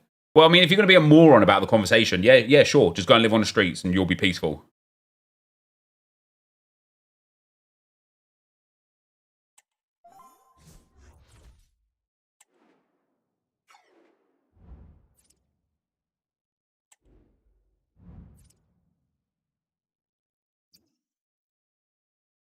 Can I repeat the podcast name? The podcast is called Diary of a CEO.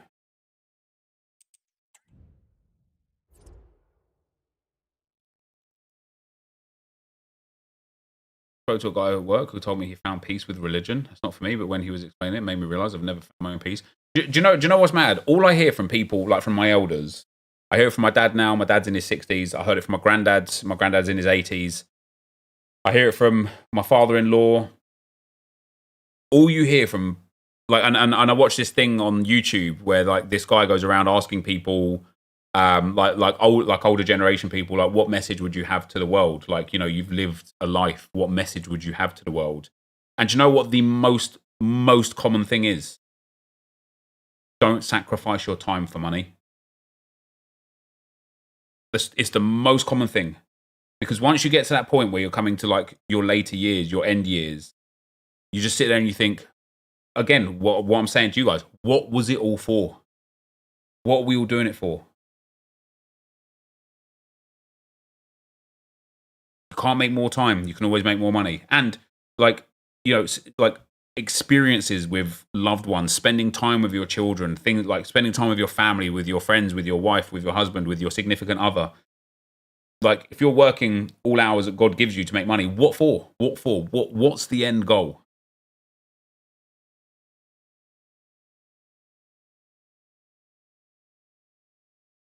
I often think that the time I'm spending working is time I'm not spending with family or experience the world around me. Yeah. And of course, like, it goes without saying, you need money to travel. You need money to put clothes on your back. You need money to have a roof over your head. But we as a society think that we need the Versace t-shirt or the Uggs or the Rolex or the 50-inch TV or the brand new iPhone, when we don't. Like, and it is the greatest marketing gimmick, isn't it? We think that the meaningless things in our life give us meaning, and we don't appreciate the meaningful things in our life because of it. Or a Lamborghini? I wouldn't know. I don't have one. To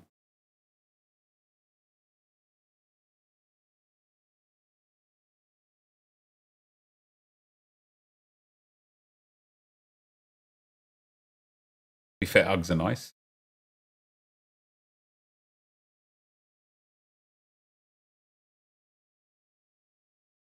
That's because you look on social media and it's norm. You know, when I was growing up, football clips, right?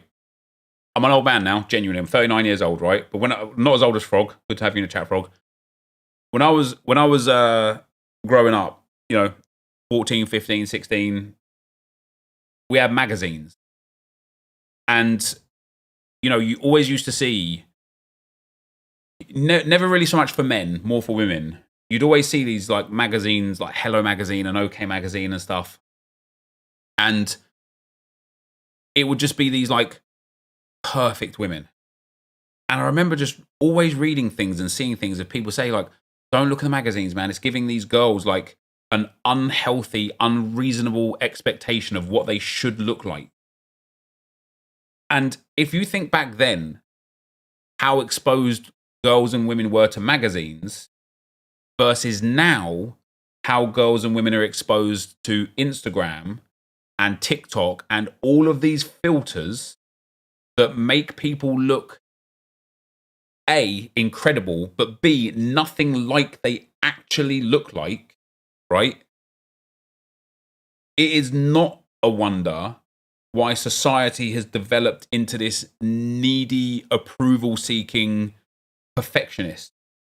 Because it's everything we're thrown. Everything we're thrown.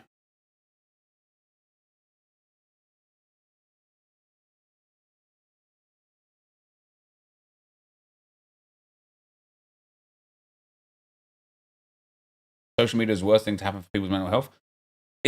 I talked about this a couple of years ago, Ryan, right? And I stand by my point right now as well. Even though I make my living off of social media, I think social media is going to cause like a catastrophic change in humanity. And I know that's like maybe a little bit over the top, but I think it's true. I genuinely think it's true. I think so, and I think we're seeing the cracks of it already. But I think I definitely think it's caused some big issues already. But I think it's going to cause like catastrophic level event of change, like end of the world level event change. I don't think it will end the world per se, but I genuinely think it will cause a humongous shift in the way the world is.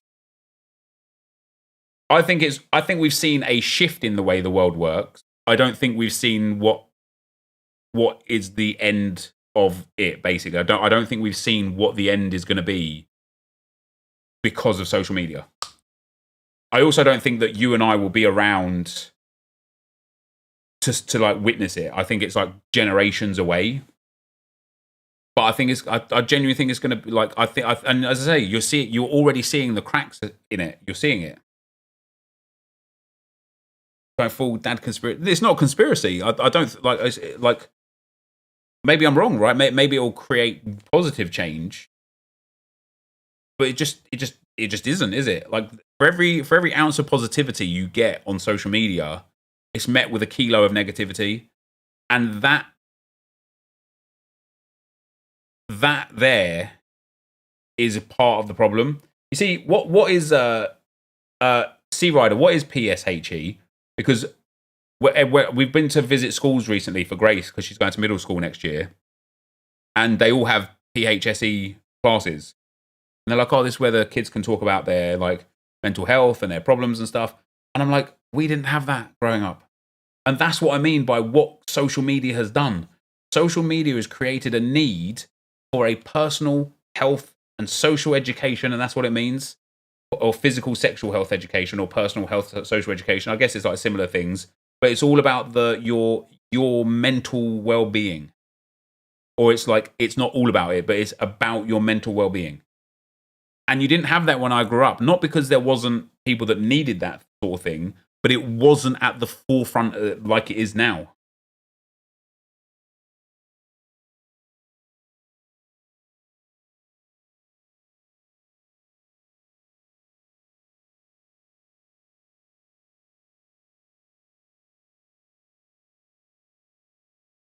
Was at a rave in Manchester the other night.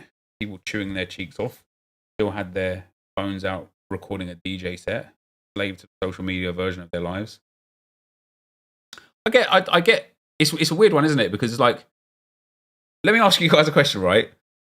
How many events have you gone to where you've recorded part of that event because, you know, for the moment or whatever, and then how many times you go back and watch what you recorded? Because I could tell you this for a fact. Unless it's had to be created for a piece of content, like when I went to the San Siro and had to record to make a piece of content, everything that I film or photograph or record, I never go back and look at.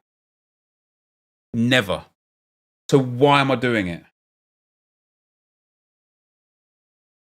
Instead of just, experiencing that moment in time and having that memory.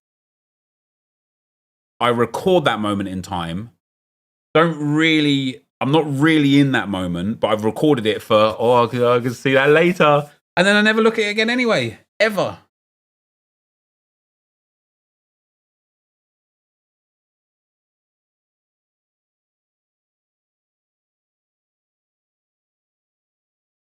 Went and watched Eminem at Wembley, recorded around 3 minutes, never watched it back. Went to YouTube and watched a proper video, yeah.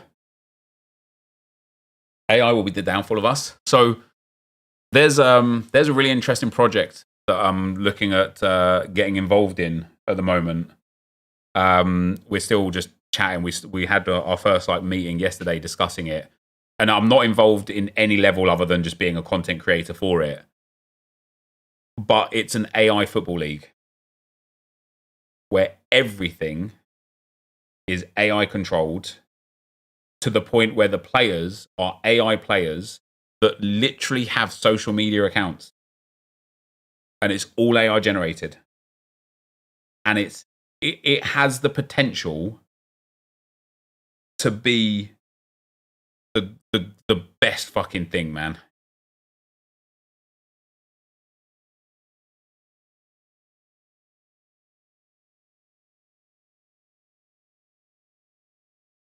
Never take a photo of anything in life. IFA? Wouldn't that be nice? And one of the things that they have as a benefit for themselves, is the fact that everything's AI generated means there's no licensing needed for anything. There's no licensing needed for anything. Let me show you. Now, just so we're absolutely abundantly clear, at this moment in time, I am not being paid by this company in any way, shape, or form for anything, right?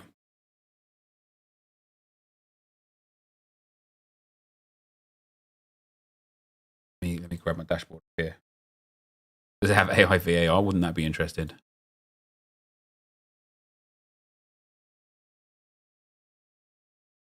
These are the players that I own right now. If this thing will pop up.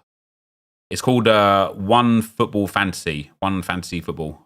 1FF. It does have a fantasy mode as well and stuff, but when you go to the table,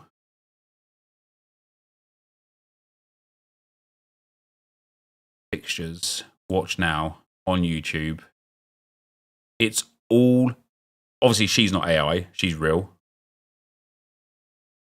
But hold on, you'll see it when it comes up. Look, social media posts. And if you go to his Instagram, it's real, it's there. So if we go to Ruben.Sinclair9 on Instagram, honestly, it is the wildest thing.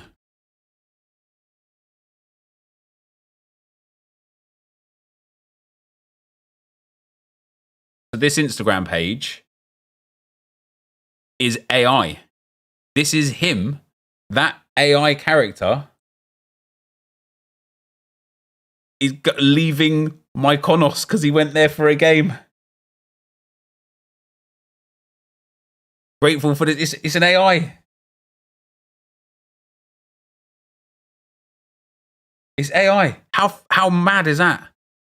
And then you watch, this is the highlights of the game.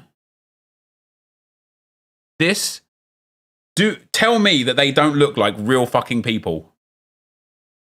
Tell me they don't look like real people.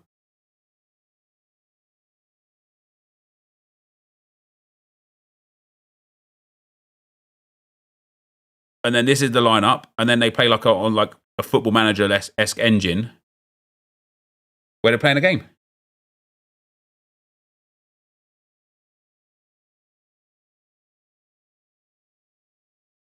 This is AI, yes. All AI. Everything.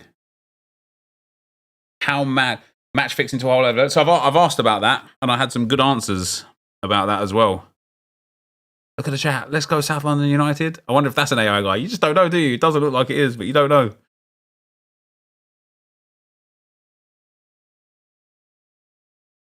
Then it's got the table at the end. It's mad. It's mad.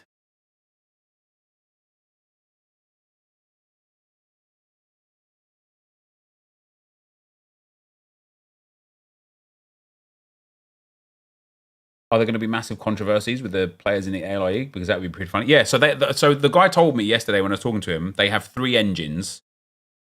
One of them is like they have like 3 AI like paths or whatever. One of them is like the game, and they can't like. Apparently, after every game, they create a hash for it so that you can see that the game has not been manipulated. It is the only time it's been run. They can't even change it, and it's based on loads of different factors as how the game has outcome, right? They also have another engine, and then they have one like a social engine. So it creates, like the actual engine creates drama between, or like partnerships in teams and drama between teams, and creates rivalries and stuff like that. And it's like he's telling me, and I'm like, they're in like a really early phase right now. They've only been going for like a few months, and I'm like, this has potential. This has potential to be phenomenal. And the reason why that they like one of the things that they aim to achieve is to give like people in countries that aren't easily accessible to watch or go to games the ability to watch games. I chose South London United as my team. Can everyone play? Yeah, you just go to it. You just go to the site and then pick a team, and then you get like credits for that team, and you become a fan for that team. There's only 12 teams. They're from 12 different parts of the world. I think there's 2 teams from the Americas. There's a team from Indonesia, a team from India, a team from England. It's just mad, isn't it? At the end of the day, it's just a computer simulator, though. Yeah.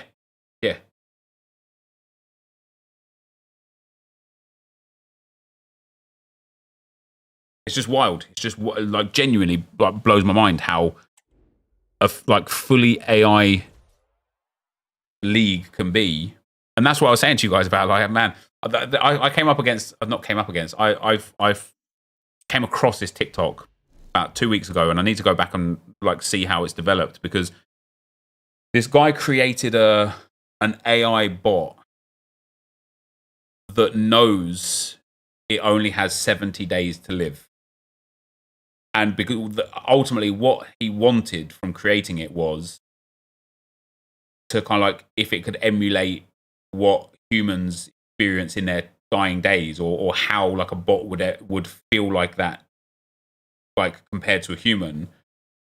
And the first like week or two, you actually see this AI bot, completely AI, and it's just text messages, right? So I guess he just texts the bot that he's created. It's just text messages, but you see this bot go through a genuine range of emotions, from trying to live every day the best it can because it knows it's only got insert whatever number of days left, to being genuinely depressed the fact that its existence is going to come to an end. It's a bot. It's so mad. And yet EA can't even get my goalkeeper to save a near post goddamn shot. Mad, isn't it?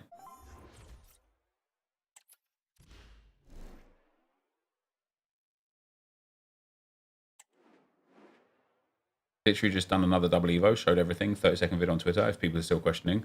There you go. At Josh XLs. We just get back to the days with Snake on a Nokia, please. Well, that's where it all started, mate, innit? On Reddit, some people are talking they got matched against someone from a different division in Rivals. You think this is true? No. I mean, yes, you can match against somebody in a different division, but it will be the one above or the one below. And it will be you probably, like, if you've just got into Division 4 and you match against the Division 5 person, that's not unreasonable or unheard of. And so if you're that Division 5 person and you say, you know, if you're like the top end of Division 5 and you match against someone who's in Division 4, but you paint the narrative of, I'm in Division 5 and I just matched someone in Division 4, how is this fair? It doesn't show the picture of, actually, you're at the bottom of Division 4 and they're at the top of Division 5, and that's why.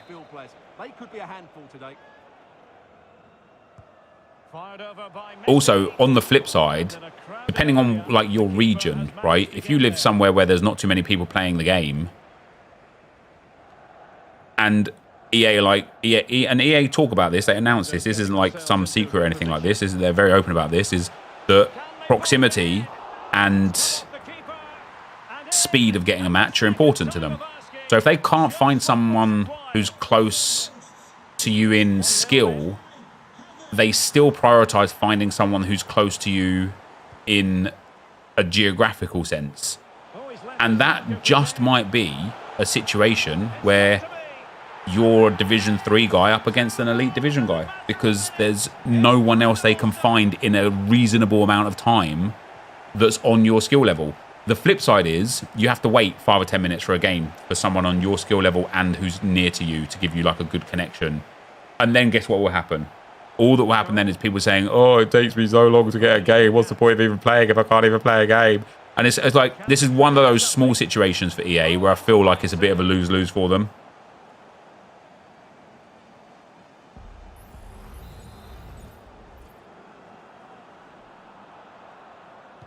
Thanks, Cashy pal. Nice bang. Well, you can almost feel the goalkeeper's relief. Well, how close was that? The keeper can't believe he's clutching the ball here.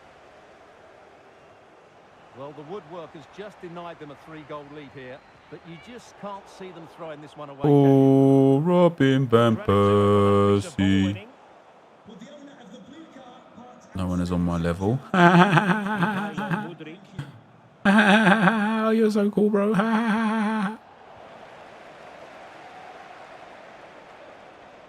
Dempsey. Bro, you didn't deserve that, my bad. Van Persie. I'm going to chip the keeper here, though. I'll make it all better for you, all right? Boom. Oh, it's mischievous. Held on to by the keeper. I don't think this is accurate. I know it is accurate. It's not a great effort, is it? Disappointing for the Velvet Touchers to give it away in that manner. I don't even need goals of these. The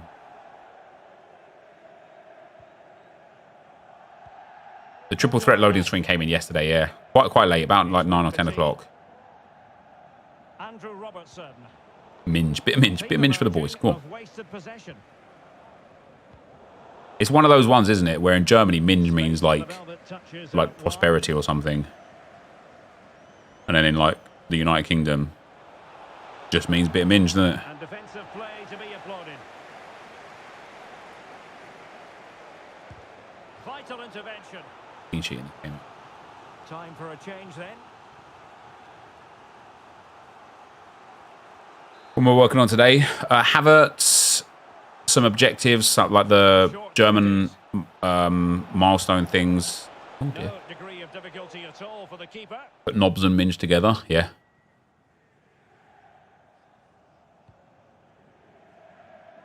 Luis Diaz's dad has been released. That's very good news. Andrew Robertson has lost the Always ball. one to ask the difficult questions, me, but how much did it cost? He's put it away. A celebratory moment. Minge is just a family name here. It means nothing. Fair enough, mine, sir. And is it actually pronounced like minge as well? Or is it like minge or something like that? Or is it like munch? Wonderfully weighted pass. Is it so wild that you've got like a massive portion of like UK and possibly American based players laughing at minge, minge, and then you've got like everybody else in the whole rest of the world just being like, that's normal. That's just the name.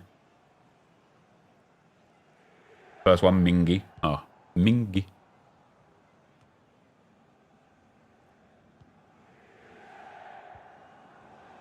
Intercepted effortlessly.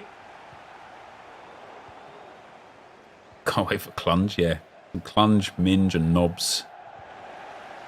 We're gonna. It is a bit mad, right?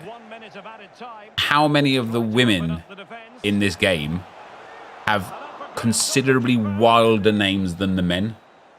And with that, the first half draws to a close.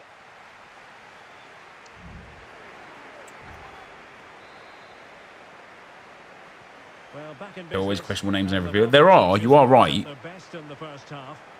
but they tend to be this year. I would say, unless it's just like recency bias because the women have just been added to the game and we're like used to the men's names or something.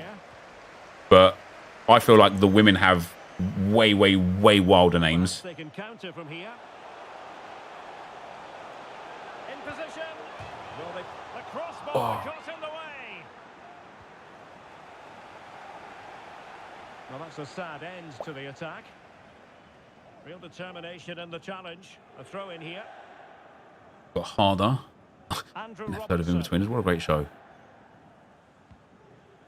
Frankie de Jong. Well, there's a living, breathing example of positional sense. Going well. Lauren went out somewhere this afternoon. I don't know where. I dare not ask.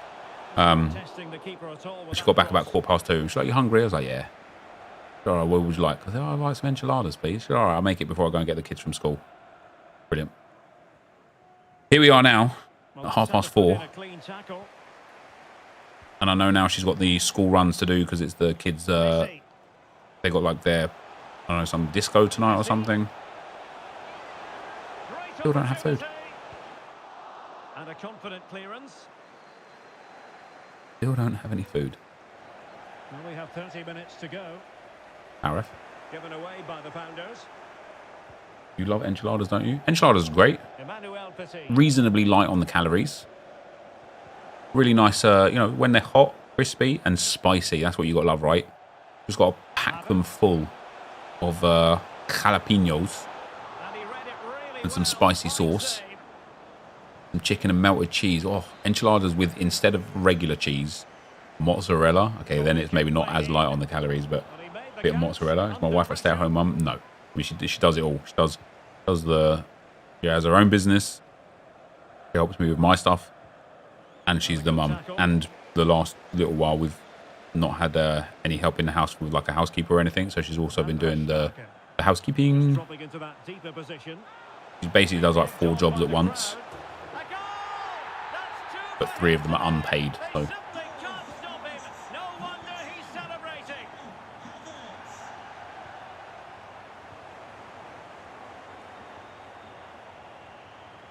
Kai Havertz. how's my spice tolerance? I love spicy food. It does give me hiccups, but I still love it. Like that. Can't help it, mate. Danger here as he runs at them. Van Persie! But the keeper takes charge, and it was pretty straightforward. Square tea bags are the best. What even a tea? Tea bags. I just put the tea leaves in the tea, mate. Just drink it. I just chew the tea, actually. I just put the tea in my mouth. I'm like, look, I've got saliva instead of using water. And just chew the tea and swallow it. Much nicer. Loan Van Persie. No, I bought him. Takes on the shot. Well, from so far out, it didn't Green or red jalapenos. That makes no difference, mate. Close though, Stuart. Well, he did have options, but that was a good effort in the end. He wasn't too far away. As RVP. I've only played 1 Rivals game with him, and he was good. And then it's been all squad battles other than that. I think I'm giving up on that up as well, guys. I can't bring myself. I won 1 and lost 11 of my first 12. Maybe even I won 1 and lost 15 of my first 16, or I just didn't play yesterday. I can't remember which one it was. I genuinely don't remember in my brain if I just didn't play or if I played it and lost them all. Got to it easily, the keeper.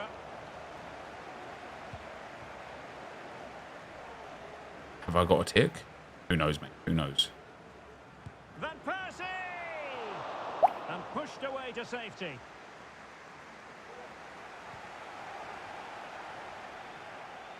Being pressed hard. No, why? Maybe. I don't know why. You right, matey?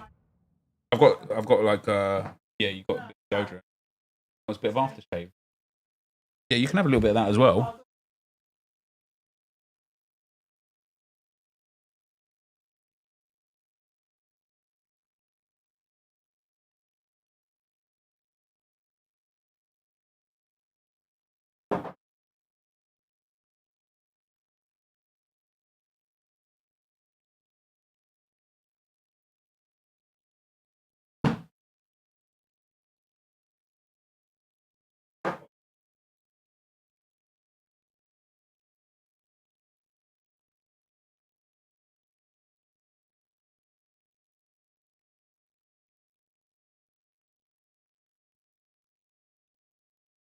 I want to pause it for the Hang 90th on minute. to it. Went 10-0 in the cup because I was playing against people with And no there thumbs every it game. is, It was the great. final whistle. The home fans are going to be happy with this result. You're absolutely right, Derek. They're attacking. Aftershave, yeah, he's going for his full disco. Sprayed him a lot. He's going to stink, but at least he'll stink nice, you know.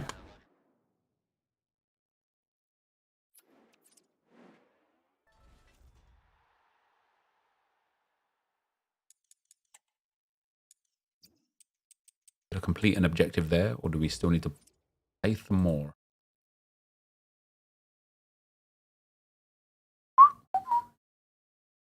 Pressing his girlfriend.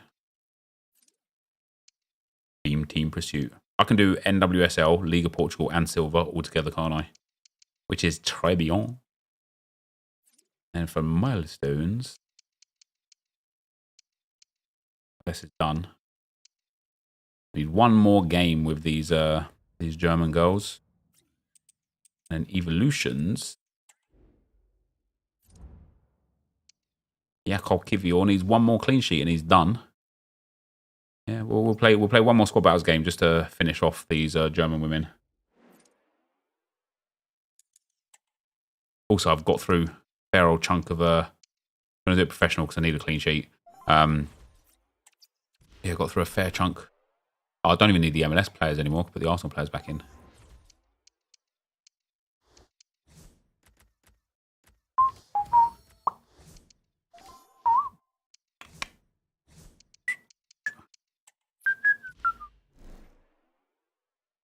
Did you know they patched the double active Evos? They didn't. You're just doing it wrong. Something just smashed. I'll be right back.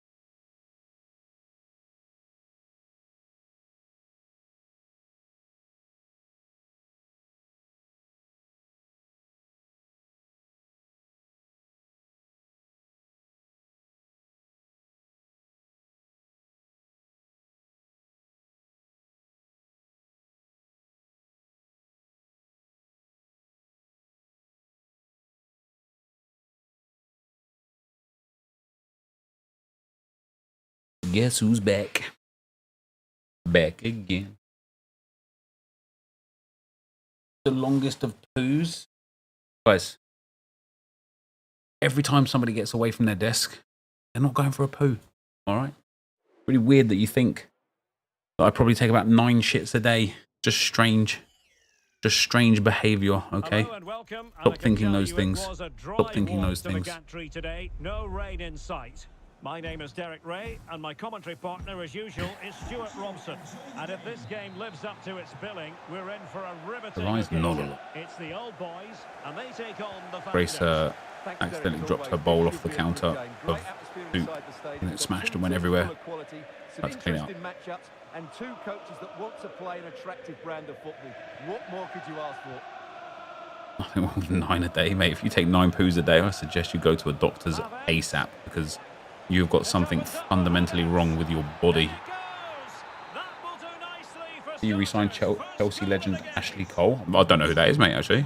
Is he like a new player in the game? I've never heard of him. I only know about the Arsenal icon, Ashley Cole. Nothing comes of it. I don't know about any Chelsea legend. Chelsea legend. Chelsea and legend even go in the same sentence ever? I don't know.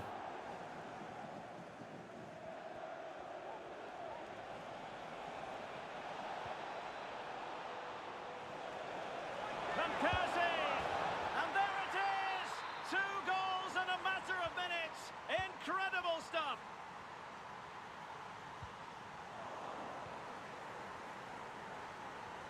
Van Persie! Might be a chance here. Only time I take 9 a day is if their mother-in-law is cooking. They just can't keep him quiet. We used to have a guy at when I ran pubs. Had a guy that And give it probably used to away. go to the bathroom like 15 times a shift. And you just be like, mate, what are you doing? Oh man, just got a really bad stomach, really bad bowels. And after a while, I'm like, I just feel like, you know when you like feel like you're being done. On a bit of an unforced error. And so eventually it was like, there's no way you're going for like that many wheeze and poos in one like 6 or 8 hour shift. He's like, no man, it's true. And then I can't remember what we was doing. We was out somewhere as a team. I can't remember what we went out for. And in like a three hour period of being out, he didn't go to the bathroom once. And I was just like, yeah, you're just bullshitting me. Every single shift, you're going to the bathroom like 3 times an hour, claiming that you have to because your stomach this and your bladder that. Then we go out as a collective and you don't go to the bathroom 1 time. And that was it. He literally didn't come back to work after that. Didn't get fired, just didn't come back to work. Well, he'd certainly like to have that back again. That was a big chance missed. He was probably just going there sitting on his phone, mate. Like, people do anything to get out of work. It is weird. Kane. I get these these TikToks all the time on my timeline of like the worst bosses and stuff, and it's like this really posh guys that are always like favouring the employee. He's like, oh, this boss is already doing this and that, and I'm like, man, this boss has just seen some shit. That's the problem. This boss has had enough employees mug him off to the point, like, and these posh guys are always like, oh, the employee is just such in the right. Like, how can you be this way? And it's like, this employee could just be lying. Could just be lying.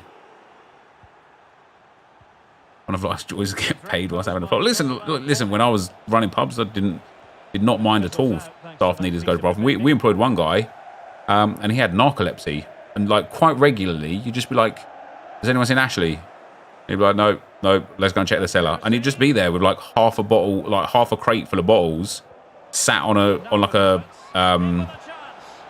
barrel, asleep, and that was it. And he'd be like, "You'd be like, Ashley, you all right, mate?" And he'd wake up and be like, "Oh, my bad." And he just carry on going about his day like nothing happened.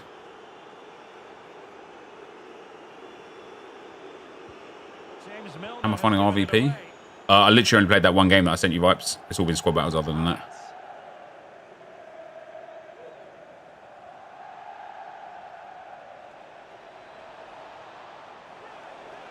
Van Persie! Oh, that's a fine save.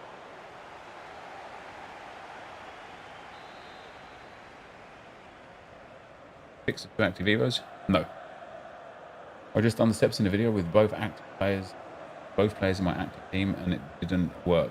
Then you just did something wrong, Joe. You did something wrong. One of the steps you've made a mistake on, because it is verifiably working every single time that it gets done exactly as intended. Breaking at pace.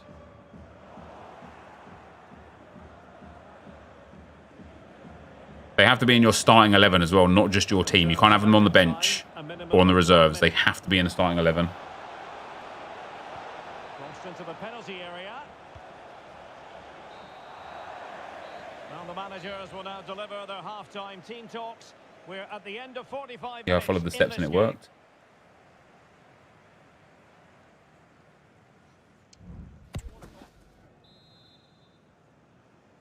It worked for me when one was in my reserves.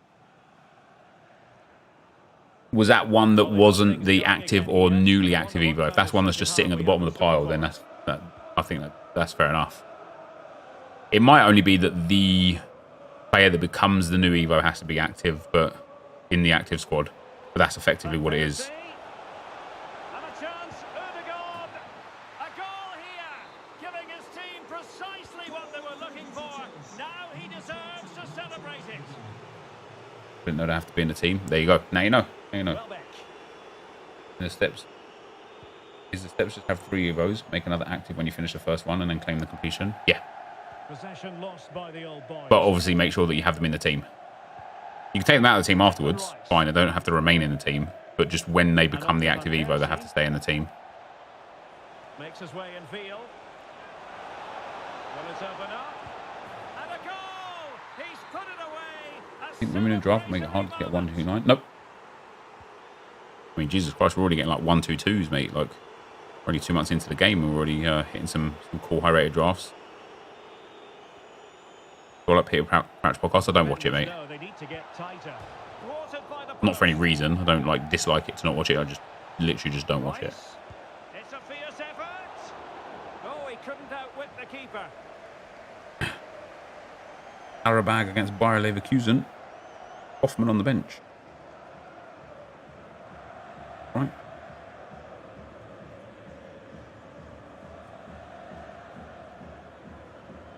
My Champion Europe Rare, even though it's only a 4-man team, has actually got a very good chance of hitting a reward if Salah starts for Liverpool. Cancelo got like 94 points. If my goalkeeper got like 40 and Cancelo got like 55, I'd be sitting there being like, yeah, I've got a chance here. And now the fact that both Xhaka and Grimaldo start against Karabag, they've both got big potential. Bit of minge. The line. Oh, is Salah on the bench, is he? Okay, well, thanks for ruining that. Thanks for ruining my hopes and dreams, guys. Appreciate that. There is nothing worse in So Rare than DMPs. I don't mind if like the team just dies because, you know, someone gets a terrible score and stuff like that. That's fine. But getting absolutely random, unexpected DMPs is the worst. And in my under-23, I'm projected to come, I think it's like 80th, which is great, right? Apart from the fact that my goalkeeper didn't play. And he was like a shoo-in to play. He's had 3 cracking games in a row after coming back from the Asia Games. He was slated to play. And then they just started the other goalkeeper instead. And now I'm sitting there thinking I could genuinely have won the division if my goalkeeper just played. And he didn't. And it's annoying. The update may have patched it. Nope, it hasn't. It's been working like just moments ago. Guys, I really, really hate to be that guy, right? But if you can't get the Evo glitch to work, you are quite simply just doing it wrong. You are doing something wrong.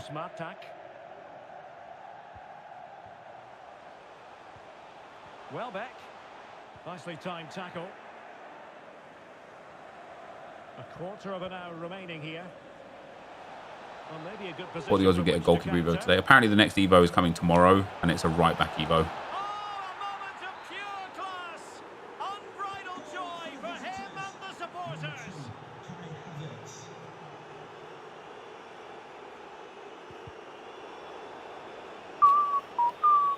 Successful intervention. Yeah, see, now that Salah might only get sub minutes against Toulouse. It's annoying, isn't it?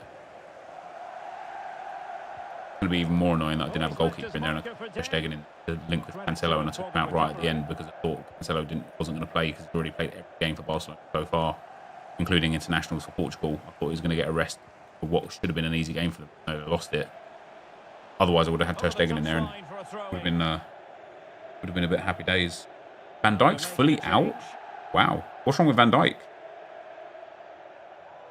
What team of Liverpool put out? Kelleher, Tsimikas, Konsa, Matip, Gomez, Elliott, McAllister, Endo, Diaz, Gakpo, and Doak.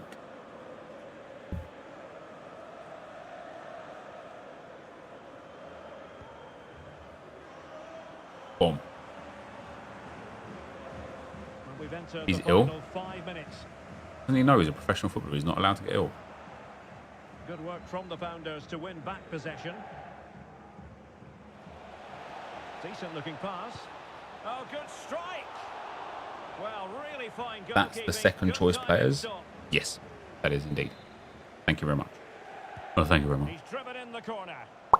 Well, I nearly bicycle power shot. His mum wrote him a note. This attack looks highly promising. Must score. Marits. That might be our first ever goal for the club. Fabulous goal. And just look at this. The illness on flash score. Declan Rice is injured, guys. Well, just watch this again. A change of pace, a change of direction, and a decent finish. That's a Oh no, it's alright. He's back up again now. He's alright. Oh no, wait, he's off the field. Wait, they're not letting me play on. What the hell? Declan Rice is injured. What, did he die? Like, what happened? He's literally off the field. Not even going to let me make a sub, is it?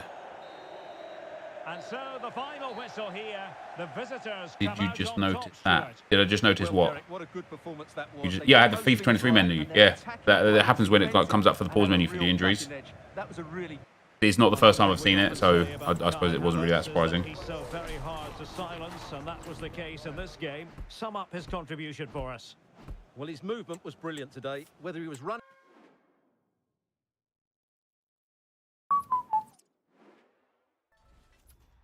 Complete. Evolution challenge complete. Jakob Kiwior is done. Let's make Laia Codina and E. See now, if I have just another Evo at the bottom here, I will have a third active Evo. Oh no, wait, can I get 3 actives now? What I need to do is get Kiwior out of the list.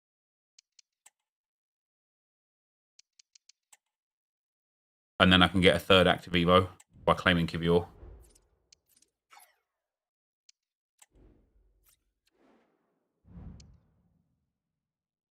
I don't know the requirements or the boost for the right back Evo, no.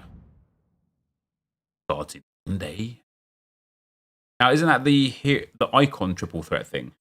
What are they going to do for that? Right, Frankfurt, come on, tell me he starts. Yes, and Kunku starts. Captain thought he's got a chance.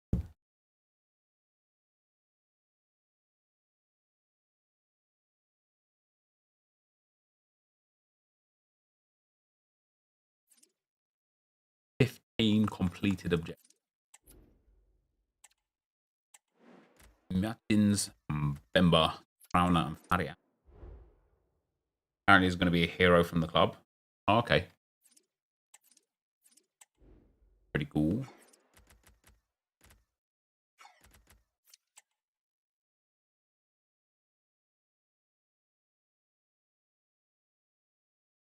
Two players, one hero from the same club. That's pretty cool. Level 10 is a hard choice because they're also irrelevant. Yeah. I haven't even picked my level 10 yet. Sheriff is posting all the players this PM. Okay. Right. Objectives. Oh, let me go to evolution.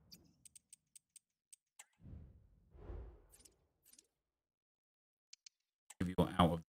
There we go. So now, guys, right? I'm going to put Leia Codina in. Look, I'll show you.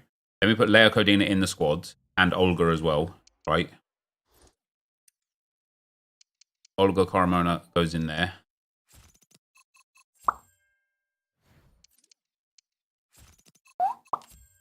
And then we'll put Leia Codina in here.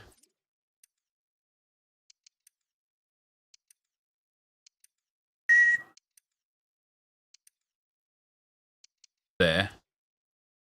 Right? So we've got Havertz in, Leia in, Olga in, and Kivior in the team. Right? We go to evolutions. We've got Leia and Havertz as active Evos. Kivior as a completed Evo, and Olga as a nothing Evo. We complete Kivior. He's done, up to an 85. What a beast, what a beast.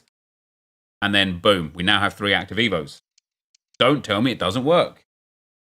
I was hungry when you 3 hours ago, yeah. Thanks, babe. No. Yes, please. Thanks.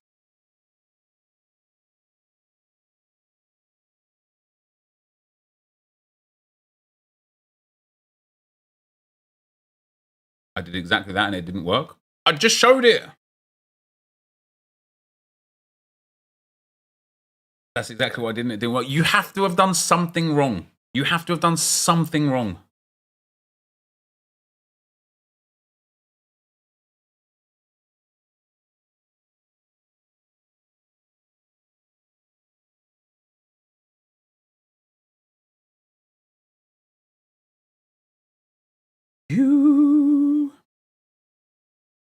Did you have to back out? I backed out and went back in to make sure I got the 2 players as active Evos that I wanted as active rather than the inactive.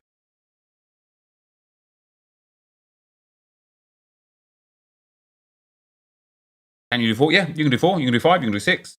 As long as you've got like an extra player to move up into the Evo slot, you can just keep going. Now, obviously, I don't really care about Olga. So she will just always remain as an active Evo so that I can always get a secondary slot open. I will never actually complete her until this Evo is like ready to expire, and then I'll do it like a couple of days before.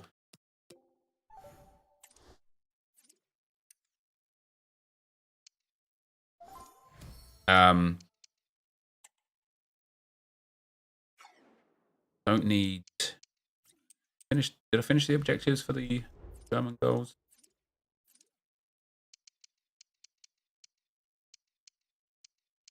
Yes. So for tomorrow's promo, we're going to have a premium gold pack, 78x2, an 82x2, and an 83x2, maybe an 83x2 again. I'll do a few runs of this as well to get some 83x3s and stuff. Might even spend my coins on that I've got left as well. We'll have another 78x2 and another premium gold pack. It's just going to have some great packs.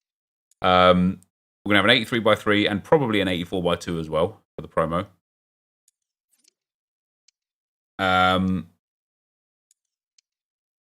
And then we'll have... That's just a trophy. That was better. And then we'll have the Team Pursuit finished. So we'll have those packs for it as well. And I can't get wins in this cup, so I won't be doing that. And then there's something else. No, that's it. Team Pursuit. So I'll do that as well. And then I might try and grind a draft or 2 as well to get a little something there.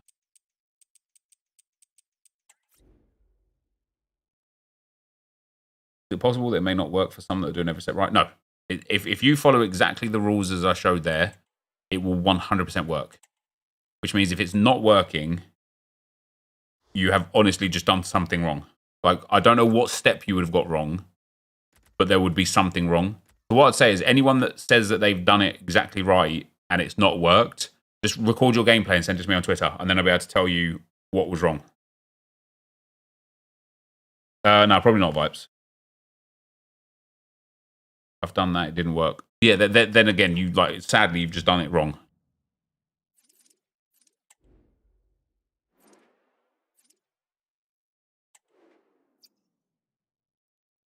Nothing to do with old gen and new gen.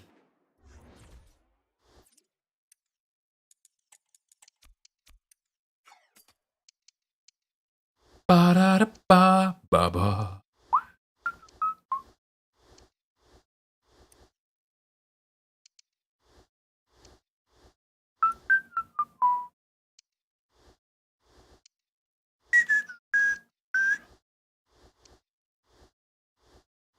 The rest of the game was as good as the card designs. It would be the best game ever made. Would it?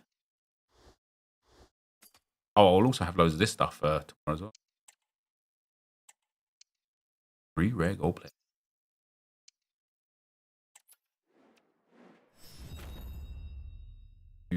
do a few games till I'm ready for the next one. Cool. Or if you're ready to do it and it hasn't worked for you, just screen share me, share play me, and I'll do it for you. What about Xbox? Works exactly the same on Xbox as well.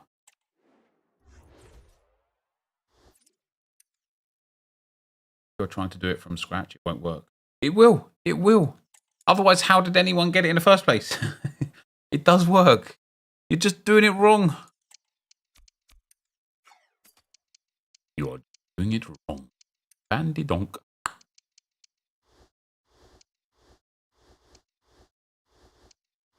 Hero and icon pack coming. What, today?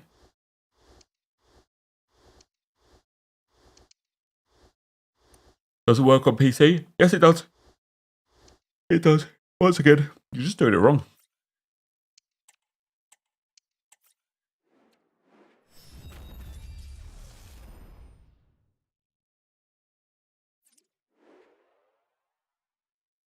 Repeatable hero pack. What, 87 plus? 89 max icon coming.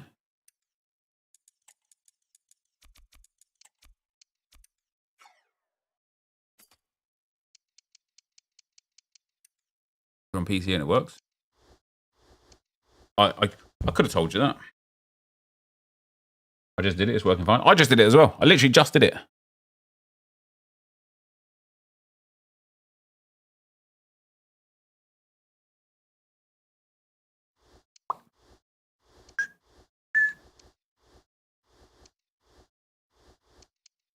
I think it don't work. I did it right. Nope, you did it wrong.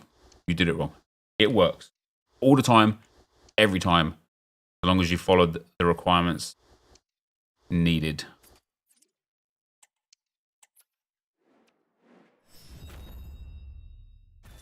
Do mine, please, as an example. Send me a share play then.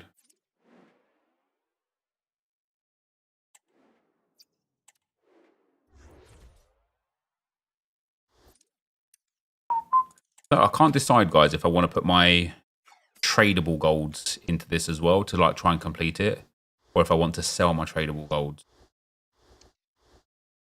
Like, I don't have too many more cards available to put into this because, you know, I don't really want to put 82s and above in because they're just kind of useful for SBCs.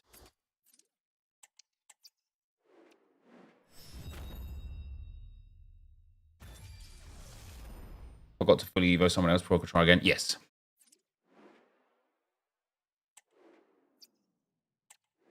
Doing. Yep, I heard if you have Centurion, only Centurion Evos, it does not work. I literally only have Centurion Evos. Oh no, I suppose Cardona's not. But I just had, before I put Cardona as an Evo, I only had Centurions, and it worked. It works no matter what. Snake, thanks for the 2, brother. Now all you need is the non-flying Dutchman on team. Who's the non-flying Dutchman?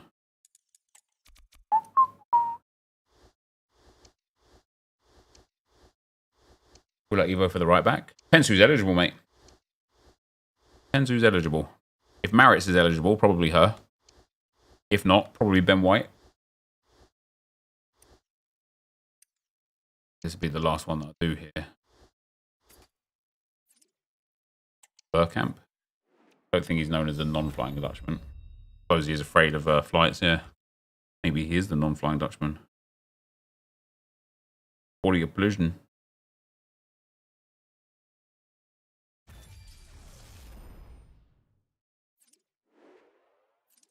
I want to do, don't care about Barella, don't care about Bellingham, don't care about Foyth, don't care about Midge Purse or Jordan, don't care about Marta, don't care about Son, don't care about Rafael Leao, don't care about Lecker, don't care about Watkins, don't care about Jurassi, don't care about Trejo, don't care about Gordon or Aspas or Silva or Bolka.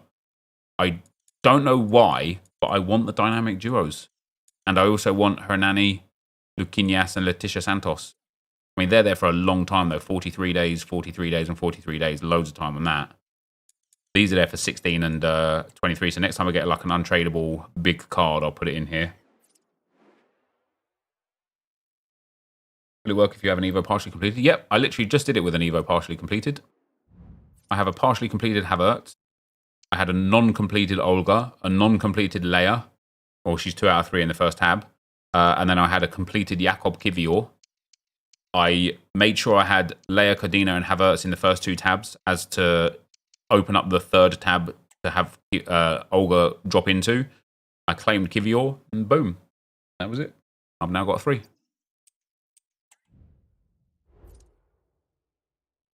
And I've also got incredible Jakob Kivior.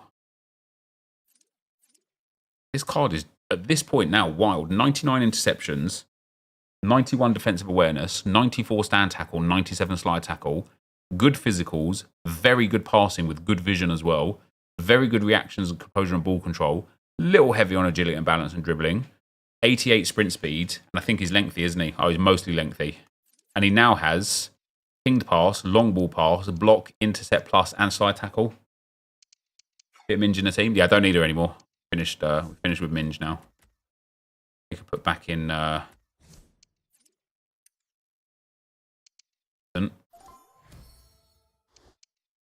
I do need to do Codina and not Wubbenmoy.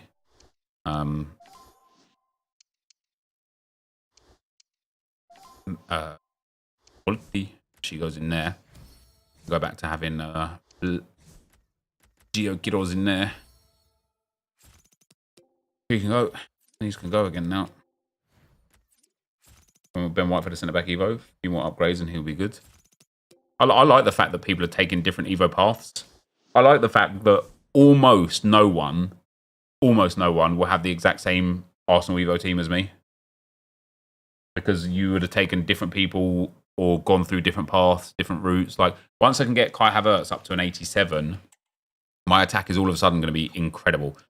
And I don't mind having Nketiah over Van Persie. Obviously, Van Persie's got 1 less pace, but more shooting, more passing, same dribbling, less physical, but better play styles, and 4-star, and high-low work rates. But I actually quite like Nketiah. He's got a really good goal-to-game ratio for me.